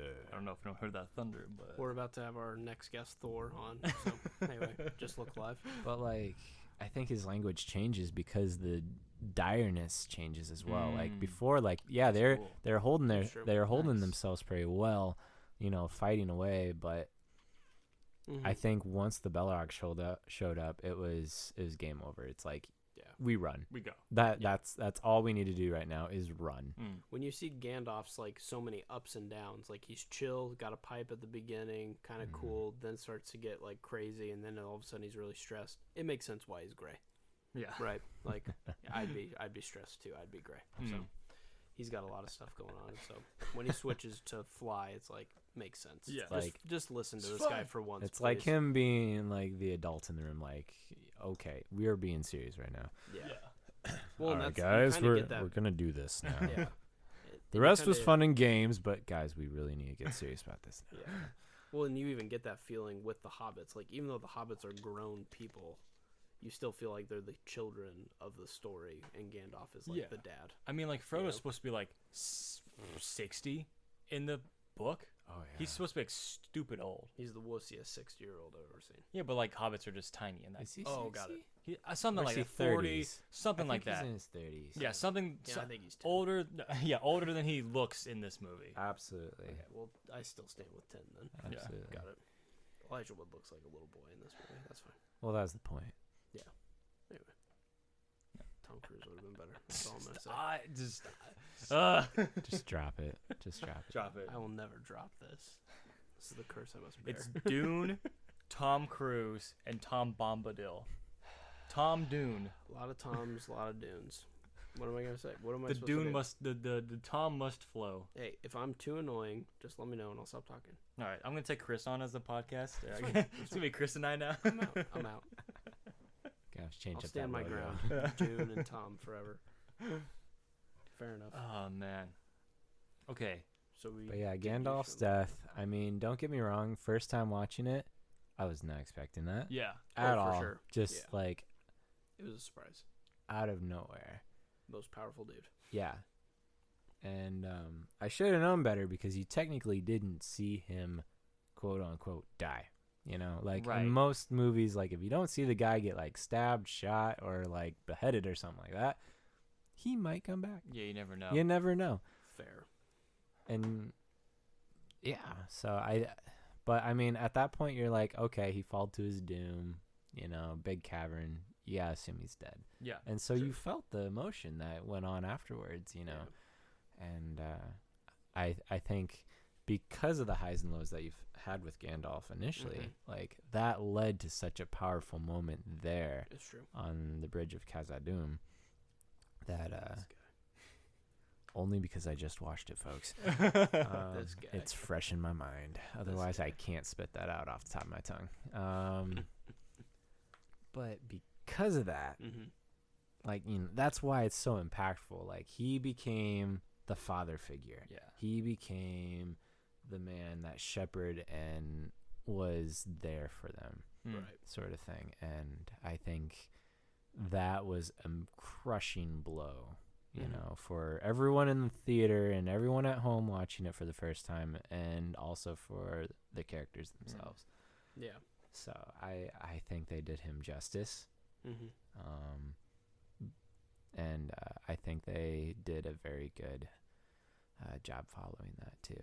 Yeah. I think the two things I would say to that are, one, I feel like this movie is grounded just enough that it makes you forget enough about magic that when he does finally fall, you're like, Oh yeah. oh wow, there's no way. But two, it's this really cool way that Tolkien kind of weaves in the Christ-like storyline into this novel, where you get a chance for him to defeat the evil. Right. The evil still consumes him, and then when you find out in the next movie that he gets to come back and he's actually Like what? what? Are we not talking about that? What's going on? He doesn't come back. No, yeah. He He's just so plays a different dead. character. Oh my god! They just had a low budget and had to recast the same guy. Yeah. Wait, so in the books he's actually not the same Gandalf? No. No, What? That like defeats the whole like Christ-like thing, doesn't it? A little he's bit. reborn in a way. Yeah. so. But it's still Gandalf. Yeah. No. But We're mostly physically we're he would kidding look with- yeah. different. Yeah, Oh, we're, okay. we're kidding. Wait, are you saying that he comes back as Tom Bombadil? What is happening? No, Tom Bombadil is still alive. He can't come back as a living Tom being. Bombadil is already perfect, Got so he can't come back Fair as a stronger Okay. being. Got it. Okay. Yeah. No, he comes back as like a reincarnation of like the stronger thing. So, Fair enough. but yes, Jesus. Yes. Yes, washed white as snow. Yes. But like Great it seemed away. like a cool way of it's not like forced. No, it it's was not. like that made sense to sacrifice him when they did, and it didn't be like, oh, this guy's trying to pull a fast one on us. So anyway. Yeah, no, he took the Balrog on just to get all the XP and the loot, so that the other Yes. party wouldn't get all Yes, the yes, XP. Absolutely. You know? Like the true wizard of classic. any D&D campaign, you know, you're just like, I got this, guys. Yeah, I Fair got enough. this. And then guys. you're like, boom, I need to resurrect. Plus I want it 10. to be Yeah. like awesome. Plus 10 levels and 1,000 gold. Fair enough. See you in 3 nights. Yeah. That's fair. And then is there a level beyond the white? Like, so there's the Saruman, the white. Right. Because he's a white wizard. Yeah, I think white's the highest level. Okay. Yeah, and I think know if that's the the lore only goes reason beyond that. why he was able to achieve the white Because level. Saruman was not the white anymore. He was now corrupted. Yeah, he turned corrupt, so that left that essentially a left- job opening. Yeah, Hey. he's like, hey, I put my application in. And so then- Saruman would have technically like been downgraded to like a corrupt white. Right. Gray He character. he fell from the League of Wizards or something like that. Yeah. And then the Interesting. gods that created the wizards to shepherd the lands or whatnot, I think Like probably upgraded him. Like, yo, Yeah, you're now, because now Saruman has been and corrupted. you were willing Right. to sacrifice yourself yeah. for this good. Yeah. Cool. Because not usually like a wizard dies and then And gets comes back, resurrected. no. Like, Right. This was a special case. I believe so, yes. Dope. I mean, even then, like, if we sneak into the second movie a little bit, like, you see them fall and fall and fall, and then they fall into, like, a lake. Yeah. And then they Fall into a mountaintop and like. then they, like, yeah. fight and fight. Well, I think, like, in the books, like, they fight, like, up the stairs into the, like, lowest dungeon or something like Yeah. that, which is really, like, another mountaintop somewhere. And it's just, like, this is nuts. I don't... Yeah. This is, like, totally beyond world, which I think it is, you know? Like, it's Mhm. it's beyond the physical world Yes, of... at that point, definitely. at that point, but it's just crazy. And technically he does die, but the gods, whoever created Middle Earth, then sent him back to be like, yo, your job's not done, sort of Yeah. thing. Gotcha. It's you've mentioned this a few times. It's crazy how this blends the line between being so grounded and also like, hey, this really strong magical thing also exists and you just kind of got to go with it. I think it's Yeah. because not heavily used. Yeah. You know, like, it's Mhm. throughout the movies, it's all physical. Swords, bows and arrows, running. And maybe like, a wizard. Yeah. if It's, you're lucky. and even the wizarding battles, like, between Gandalf and Saruman, Yeah. they're it's just like shoving sticks at each elemental, other. like, force pushes, you know? Yeah. Like, that's it. There's no lights, there's no show, there's no bang. Like, they're just pretty much beating each other up with forced air or Mhm. something like Or that. yelling at a Mhm. mountain. Right. spinning each I- other around on the floor. It's like elemental powers, and that's Mhm. it. So I think that's what helps it stay grounded. There's nothing overly True. like fantasized magic Yeah. in Right. there. It also makes like you would everything see in a Harry dire. Potter or anything. Yeah. It makes everything like, oh, you could die in any situation. Because Absolutely. there isn't just a classic, like, I'm going to say. I mean, Gandalf does some cool stuff, Mhm. but there's still a limit to everything. Oh yeah. Because even his power was like, he saw the Balrog and was like, yo, you know what we should do? Instead of me fight this thing, let's just run as fast as possible. Yes. You Get the know, it's heck like, outta here, yeah. Classic. Absolutely. Fair enough. Well, Wow. Have we talked about everything? So, Nick, hardly. why do you hate this movie? I don't hate this movie. I love this movie. But why does it not jump to that echelon, like, where it's like Endgame. Echelon. Endgame? Why is it not It's in the r- Endgame echelon for you? Yeah. Interesting. I mean, I will say, after watching the extended edition, I do need to give a little more credit to Fellowship for the amount of burden it carried for Yeah. storytelling. Because I forgot that, like, I usually credit half of this movie to the Two Towers, I think. You mean Like half the- of like the trilogy and the storyline itself? Well, like, the last third of this movie I thought was literally just in the Two Towers. Oh yeah. I'm like, oh, if you would have asked me, like, does Boromir die in the first or the second one? I've been like, probably the second one. Mm. I don't know. Okay. So, like, they all kind of blend together, which is a good thing. I think they did such a good job of, like, filming these that they all blend together. Picked up right where I left off Mhm. pretty well. Yeah. I think, I don't know if there's just, like, character-wise, I think they do such a good job of, like, I'm the ranger, I'm the archer, I'm the axeman, I'm the little dude who gets to carry the ring, that they're less characters to me than they are just, like, Stereotypes almost. yeah, or They're role players. yeah, like, it just kind of feels ultimately like no one truly has like a back story, and maybe that's why I need to read the books. Because like Legolas, like, dude, you're dope, but I would have loved to have known why you're dope instead of just see why you're dope. Like, I'm just like seeing all the reasons like you're cool and awesome. Because don't get me wrong, I'm like, Legolas is my boy when I watch this movie. But I think that for me is like, there's just so much going on that the story has to kind of, at the cost of most character development, it has to develop the plot because there's just too many moving parts. Yeah, that's fair. And so like Aragorn gets some really good character development. Legolas is just badass. Gimli is just stubborn but also badass. Well, I mean, Gimli could be argued because his character derives from those of the Hobbit, because he is the direct son of, is it Gloin? Gimli, son of Gloin. Yeah. Yeah. The main dude. Yeah, so I like, I mean, granted, the movies totally don't go in order, you know, with The Hobbit coming out years after, but it's like, Star Wars. Yeah. But you get the idea that, you know, he's been established through his heritage. You know, his mentality and where he comes from and his backstory through, like, the characters and events of The Hobbit. Legolas, though, I don't think he's supposed to be in The Hobbit whatsoever. No, he's not. They totally did that. He's a wild card, but I think that's so appropriate for an elf, especially of the of that realm, because they were very secluded. They were very, you know, like, we're our own, you know, mean green band sort of thing. Like, we do our own thing. Yeah. Like, there's 3 branches of elves, and like, you've got the Rivendell elves, you've got the Lorien elves, and then you've got Mirkwood elves, which is Legolas's Mirkwood. Right, Mirkwood. Yeah, Legolas is Mirkwood. Yeah, Fair enough. I didn't know that. Yeah, I couldn't have told you that. You got 3 branches. So I mean, Gotcha. I think because you don't know much about him, only enhances his character. Ooh, interesting. Sort of thing. Yeah, you know, he's the mysterious elf, right? Yeah, you know, like, the most you know about him is that there's tension between him and dwarves, which you don't find out until The Hobbit, if you've read The Hobbit.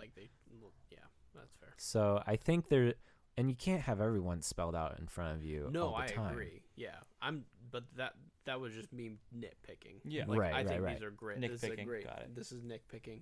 I think this is a great trilogy of movies. I think the only thing that would separate it from, like, why am I more invested in like a Marvel universe versus a Lord of the Rings universe is I feel like this does a better job of like doing the ensemble but overarching plot, whereas Marvel does the better like individual and then helps me care when all the ensemble gets together, because I'm like, oh, I spent 8 hours with this guy and I spent 6 hours with this guy and I watched this guy's TV show and now you're all fighting these guys and I care about these guys. Whereas with Lord of the Rings, I got a touch of the hobbits, I got a touch of the elves. I know overall what their ancestry would say that they're stereotypically supposed to do, but I don't know why this person does what they do. I don't know why this person is who they are, and I don't like...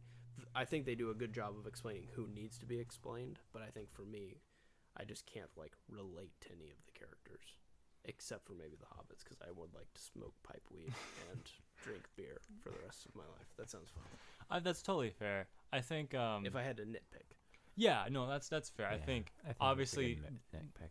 Yeah, that's a fair critique, and obviously like it's completely different universes in that you have literally an entire trilogy of Lord of the Rings, a background of like Captain America. Yeah, but there's still enough character between Gimli and Legolas to be like they have that competition where they're like, oh yes, and like, and they're supposed to hate each other, but then they have the arc of becoming brothers and like literally wanting to die for each other. Yes. When they're supposed to be these mortal enemies, because these races are supposed to hate each other. Right. But yes, there isn't like, why does Legolas want to even do this thing? But if I wasn't comparing this to a Marvel universe, I would then be like, I'm perfectly fine with what Lord of the Rings did. But if you're saying why do I like Marvel more than Lord of the Rings, that would be the answer why. Yeah.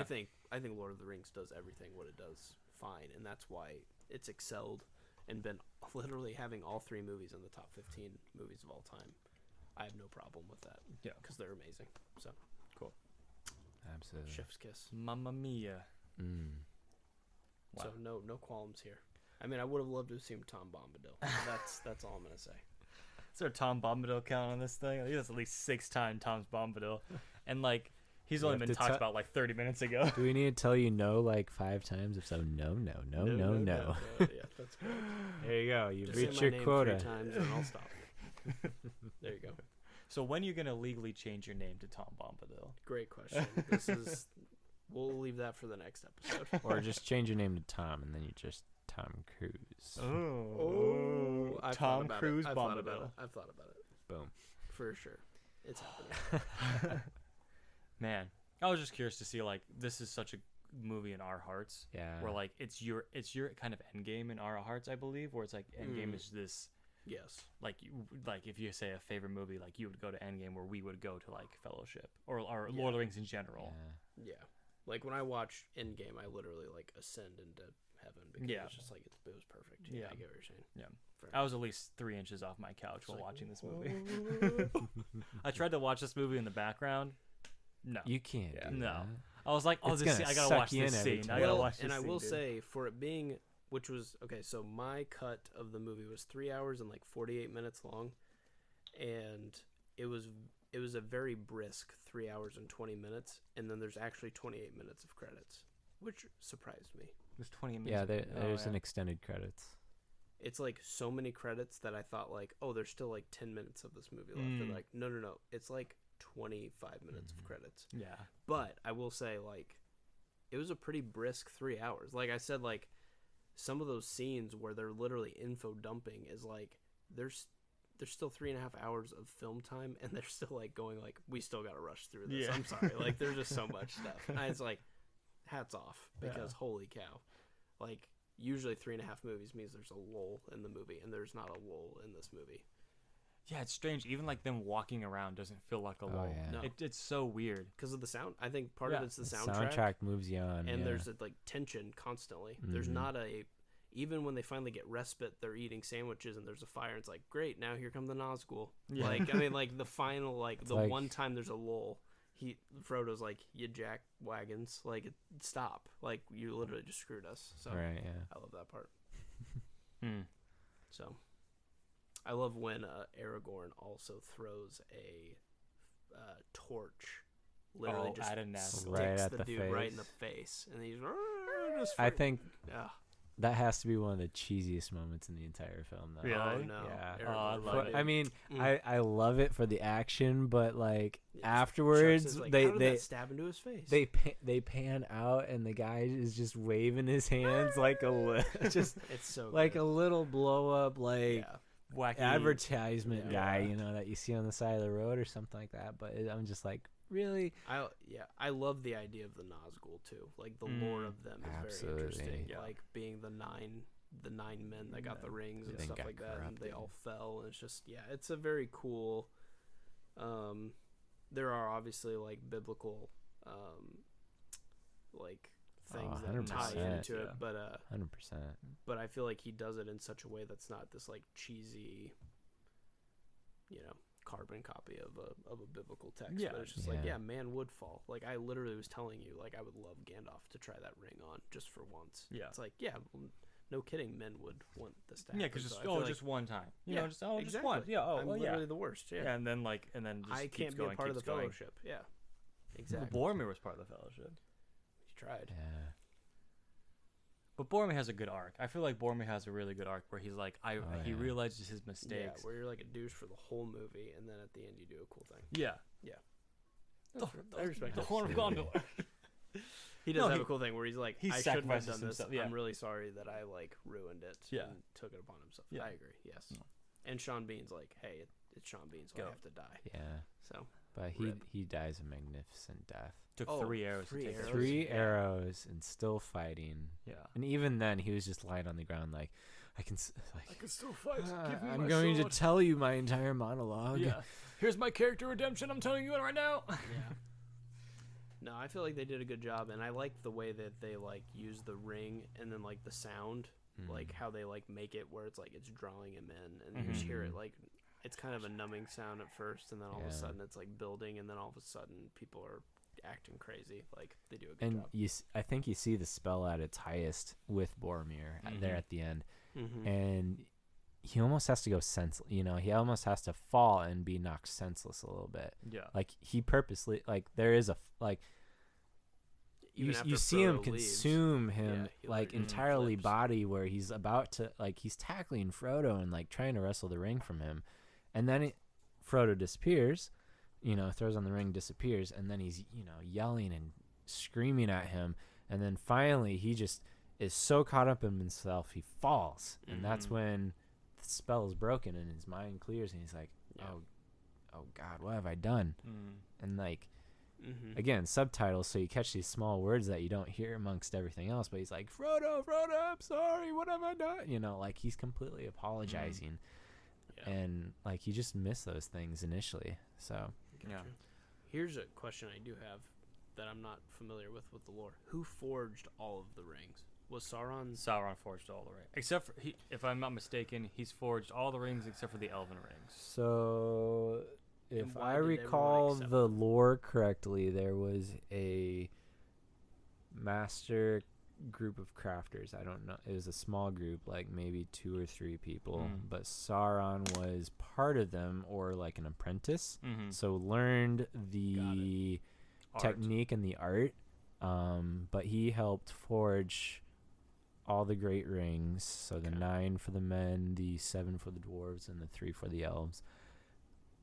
And then he became corrupt, and then in secret forged the One Ring. So he was able to forge these original ones that weren't corrupt. Correct. And they were just meant to be like, these are powerful things. He was good at one point, but then I think the higher evil consumed him. So and I'm not familiar with that lore, because I think that spans from the first age and second age and whatnot. Gotcha. Okay.